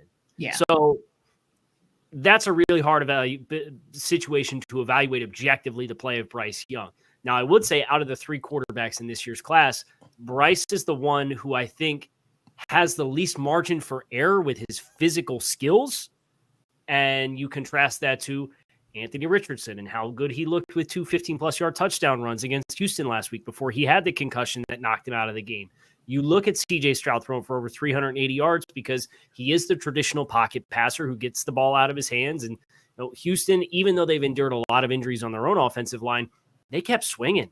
They kept bringing guys in. They were trading for Josh Jones from the Arizona Cardinals. I mean, they legit brought in 5, 6 offensive linemen to try to say, hey, this is our guy. We're invested here. So I think you see optimism for all of the rookies from this year's class. As far as somebody from last year's class who I think needs to stick with it, I think about what Atlanta is doing, and they are a team that does mitigate the quarterback position. They don't throw the ball downfield. I said earlier in the show this week, that I admire the way that they play offensively because they don't panic when they're down 2 scores. We still got time. Now, if you're in a 4-minute offense situation, you need to drive the length of the field at the end of a game. I don't like your chances to execute that because Desmond Ridder hasn't necessarily done that. That's not really their DNA of who they are.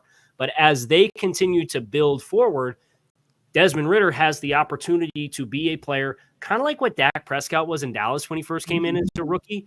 Yeah. And he didn't have to do too much at first. And their identity was in the run game. And as he matured, their offense evolved. And I think the Falcons have the skill player pieces to do that. It's just a matter of let's be who we are. And as our quarterback matures, we can continue to build around him. I think they have a good blueprint to do it. It's just this hard dynamic of you're in year 3 of a head coach. You're probably going to want to see more wins this year than you've had where you had 2 consecutive 7-win seasons. So there's a little bit of pressure to win. But I think the situation is good, and it's just on Atlanta to stay true to their process and hope that they have enough wins in the meantime to allow that process to fully play itself out. And to add to that, another quarterback in that particular class as well is Kenny Pickett. Like, look at the weapons. George Pickens, Deontay Johnson, Freiermuth. You know, you have Najee Harris and even Jalen Warren, who's been coming along, catching the ball out of the ball out of the backfield. There's just so many guys that he's surrounded with, but it just doesn't seem quite right. And T, I think you made a great point. And I think Matt Canada might be the reason why. And I think that, you know, Mike Tomlin, like, he's the epitome of loyalty. Like, the opportunities he's had to throw players under the bus for just being straight up bad people in the locker rooms in the past years, and we're not finding out that stuff until they're long gone and retired. Like, he just is so loyal. And I think, and I'm just trying to figure out why he's so loyal to that guy. So I think that they need to, if they're going to stick with Kenny Pickett, they need to switch some things up from a play calling standpoint. And I think that it's going to have to take, I feel like you can't really do that in the season because, you know, like, that stuff can get messy. And the Pittsburgh Steelers aren't that type of organization. Like, they aren't going to be out there like that. So I think it's going to be a matter of Tomlin going to Canada saying, hey, man, here's what we need to do. Here's what, I'm not telling you what to call, but I need to, these play calls, these game plans, they need to be centered around this. They need to be centered around Najee Harris. They need to be centered around Kenny Pickett, getting him some easy throws to the tight end so you can get that offense moving down the field and get into some old school play action like what we're used to seeing with that Pittsburgh Steelers offense. So I think that, you know, if they can just stick, if they're going to stick with Kenny Pickett, which I feel they should, and he was on the first round quarterback that year for a reason, they need to Mike Tomlin needs to make sure that Canada is putting this dude in the right position to be successful. Can I piggyback off of offensive coaching? Because I know very well what it's like to have a young quarterback with a coaching staff that just refuses to put any competent offensive coaching around him. Tua Tagovailoa, his first 2 years with Brian Flores, amidst all of the Tom Brady, Deshaun Watson rumors, averaged 194 passing yards a game. 194 his first 2 seasons. In the 15 games he started with Mike McDaniel, he is averaging 285 passing yards a game, almost 100 more passing yards per game. And he's leading the league in passer efficiency since that time, his passer rating, his adjusted net yards per attempt as far as efficiency when you factor in sacks and throwaways and turnovers and touchdowns. It's the best in the NFL with Mike McDaniel. Now, some of that's Tyreek Hill, Jalen Waddle. That's fine, but we just got done complimenting the skill players that Pittsburgh has, and the ability to tie it all together is an essential piece. And until there's continuity for the sake of continuity, and then there's continuity because it's beneficial. And it feels like Pittsburgh had continuity just for the sake of continuity because they didn't want to go back to square one and start all over again. And I get that's detrimental to young quarterbacks, but so is playing multiple years in this system that's just so vanilla that you present very little in the way of challenges for pre-snap, what your possibilities and what your menu is based on your formation and the game situation. I love what you said about just having an understanding of how to really utilize all the pieces in your offense, because I think the Dolphins are a nice blueprint.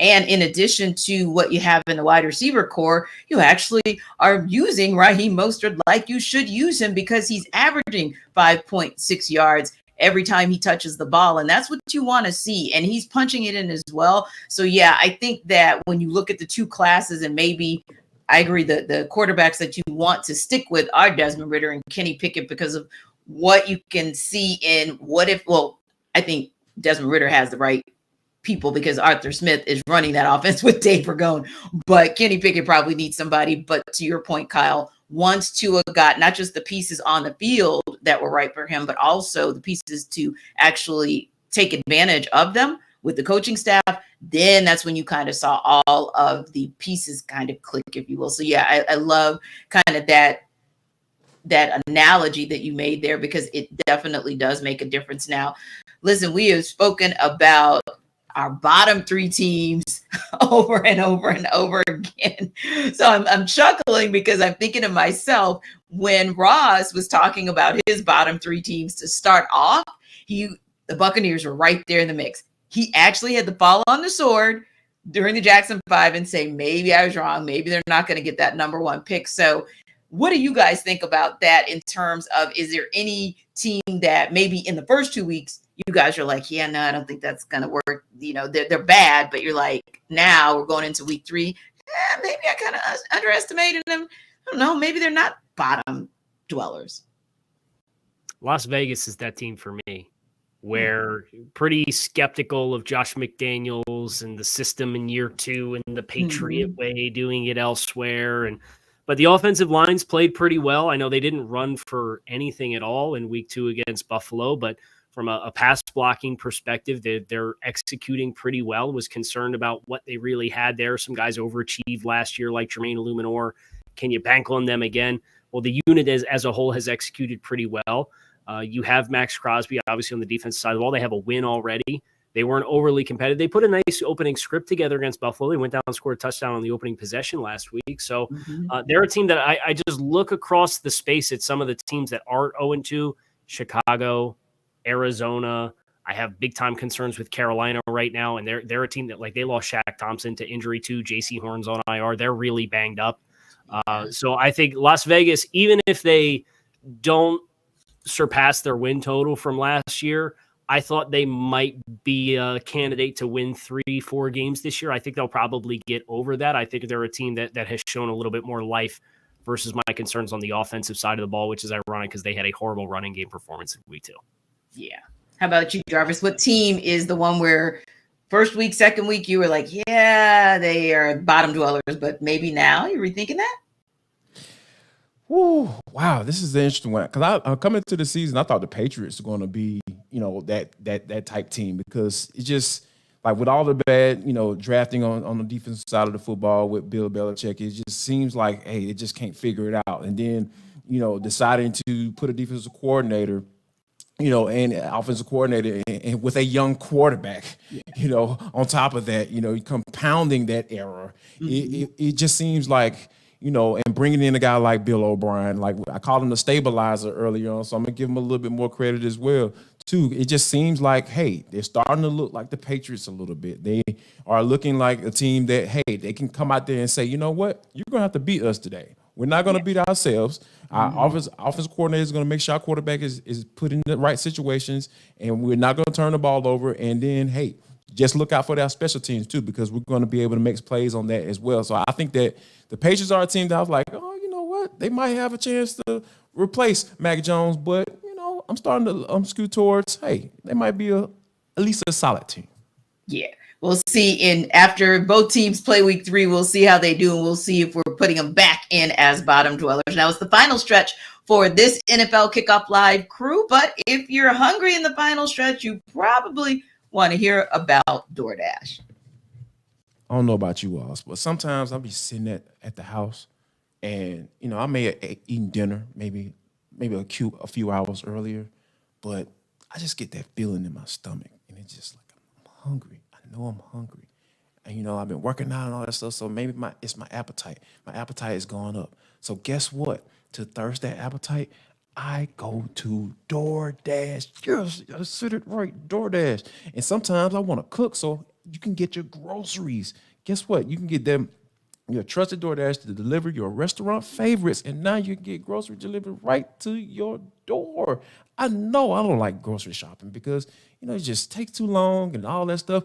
You can eliminate all of those issues, all of those concerns, all of those worries by going to DoorDash, because you have thousands of grocery stores to choose from, and you'll find the best in your neighborhood and boost your local economy with each and every order. So get 50% off your first DoorDash order up to a $20 value when you use code LOCKEDONNFL at checkout.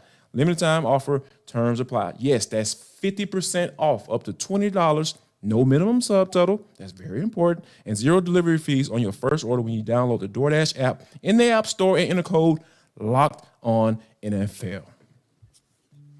Indeed. Now, there are some people that might be in trouble as far as their fantasy football and their fantasy league goes. And it may be some time to make some moves, but Michelle Majuk is actually going to tell us about which players you may need to sell now to salvage.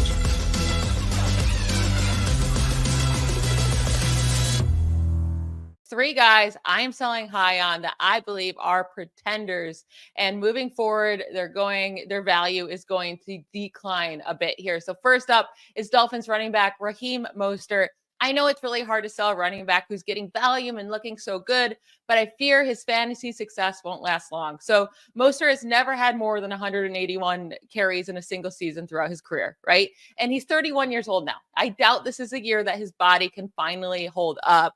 Plus, he's been the only healthy back in this Dolphins backfield, and they're going to be getting back Jeff Wilson Jr. and Salman Ahmed from injury soon here. 3rd-round rookie running back Devin Achane, he dealt with a shoulder injury in the preseason. He should see his workload increase as he gets further away from that injury. So I am going to sell high on Mostert now while he's had back-to-back great fantasy weeks. Another guy I am looking to sell high on is Buccaneers running back Rachaad White. So he had a great performance against a very terrible Chicago Bears defense last week, right? But even then, his efficiency still wasn't that great. He is getting the volume, but White has been one of the least efficient running backs since entering the NFL last season. So his 3.6 yards per carry ranks 47th among 49 running backs with 100+ carries. And his 5.8 yards per reception ranks 18th among 20 running backs with 50+ receptions since 2022.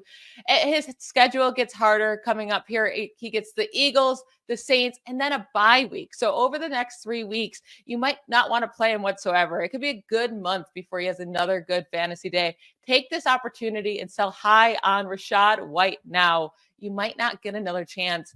And then last up, this name hurts me to say, but it's Jets wide receiver Garrett Wilson. We know he's insanely talented, right? And that's why you might be able to sell him high now. It cannot be overstated just how terrible this Aaron Rodgers injury is for Garrett Wilson's fantasy production this season. He went from a guy that had serious top 3 fantasy wide receivers ceiling this year to a guy that's going to be lucky to finish in the top 12, top 15 this year. He has saved his fantasy day each of the last 2 weeks with Zach Wilson by scoring a touchdown. We know in week 1, he basically had to intercept a terrible ball thrown by Zach Wilson to score the touchdown. And then last week, he was only able to connect on 2 of his 8 targets with Zach Wilson. And he just happened to take one of them to the house for a 68-yard touchdown, because he's super talented, but he's not going to be able to do that every single week. So I think right now is a great time to sell high on Garrett Wilson. Well, he still has that huge name value, right? And he still has all the talent, but I don't think he's going to be super consistent with Zach Wilson. So this doesn't mean sell him for anything, but go sell him high now while you still can. Wow. Wasn't expecting that, especially when you talked about Garrett Wilson. When Michelle mentioned Garrett, I was thinking to myself, oh boy, because like she said, he's uber talented. But the reality is Garrett Wilson can be as talented as he wants, but he can't get you 6 points if that guy, Zach Wilson, is throwing to him. So thoughts, Kyle, on what he said, or Jarvis, whoever wants to go first, because it's like you guys are chomping at the bit.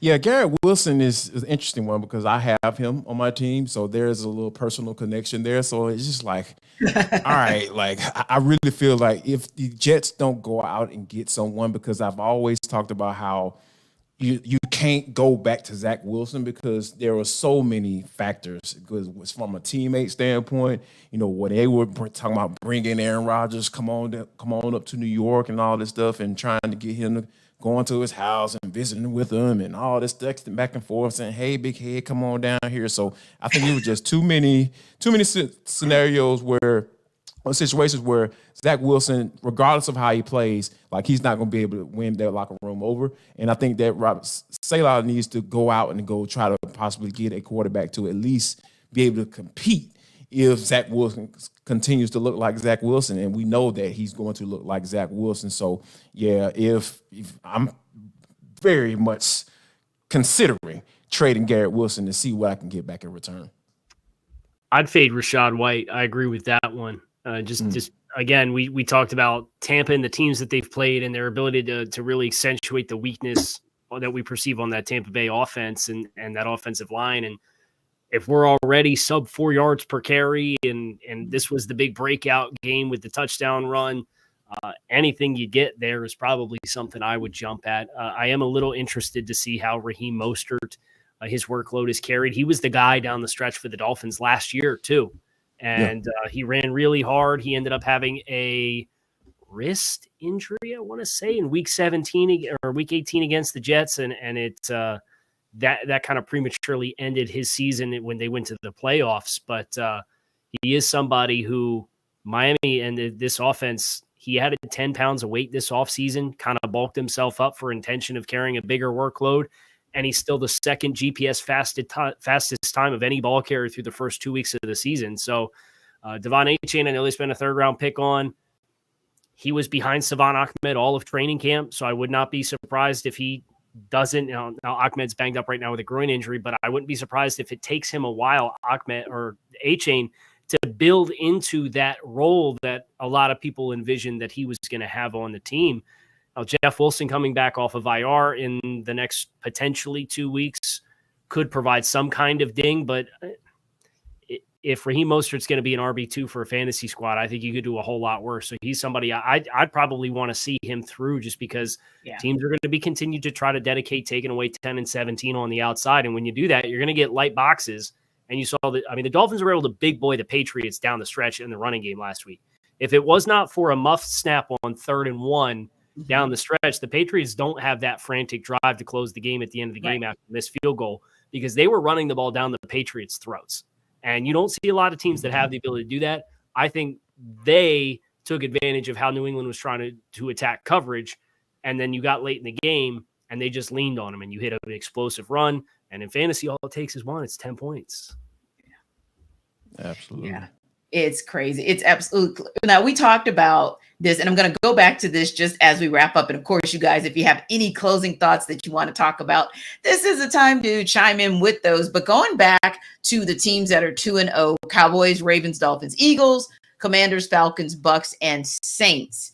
Which one of those teams can be 1, 2, or all come out 3-0 at the end of week 3? I think the Falcons be a candidate for that because, like I said, I really feel like they're going to go up there with a really good game plan. They're getting potentially can have a guy like Jeff Okudah, a former first round pick, highly touted coming out of Ohio State. Now, granted, he didn't play like that. That's why he didn't end up signing back with the Lions, but there is something there, and we've seen how this Falcons secondary has looked, without him, and it's been pretty doggone solid. So I think that if they can go up there, they have potentially the opportunity to go up to Detroit and, put some points on the board and be able to come out with a win on the road. I think you end up with 5. Obviously, Philadelphia and Tampa Bay play each other, so somebody's going to come out of that unless they tie. Heaven forbid it. We hate ties in this house. We hate ties. I think Philadelphia wins that one. Dallas, the Trayvon Diggs thing's a big gut punch for them, but they're playing Arizona this week. I still think Dallas takes care of business. We already have San Francisco with the Thursday night win against the Giants, and then I think both AFC teams win their games as well, which is Baltimore against the Indianapolis Colts. We don't know who's behind center for that with Richardson and concussion protocol, and then the Dolphins at home against the Broncos. So I think you have Dolphins, Ravens on the AFC side of things, and then Eagles, Cowboys, 49ers on the NFC side of things. I think those are the teams that are undefeated after week 3. Yeah, and I would say I agree with Ross's entire list, but I would also have to take from Jarvis's list of the Falcons as well. I think they're going to pull it out, and they're going to surprisingly be on the side of 3-0. But you know what we're going to do next week, right? We're going to run this tape back, and we're going to figure out who was right and who was wrong, because it's the NFL, and it's been kind of a wacky season already. The fact that we're talking about some of those teams being 2-0, and like we've said earlier, some of the teams being 0-2. Real quick, guys, got 30 seconds. Kyle, give us your closing thoughts. Yeah, I think this is a really good week to kind of get the sample size where you need it for that middle pack. I think a lot of these 2-0s and some of these 0-2s, a lot of times you got what you thought you did. Some of these teams in the middle ground, you could tell me a team's 22nd, or you can tell me they're 11th or 10th or 9th. And I believe you. You know, you have a legitimate argument. So this is kind of where rubber meets the road a little bit. You get a little bit of separation here this week. Should be fun. Jarvis, give us your quick close. Yeah, just the fact that, you know, there are a lot of teams that are going to be tested for the first time this week because of, you know, the uncertainty that's been early on in the NFL season. So it's going to be exciting to watch. Indeed. Exciting. Indeed. We appreciate you guys because we think we're exciting to watch right here on NFL Kickoff Live. Best football talk every single Friday, every team, every game, breaking news. We got it all. I'm your host, Tanitra Batiste, Kyle Krabs, and Jarvis Davis. Appreciate you guys coming back to us each and every week. Have a great weekend.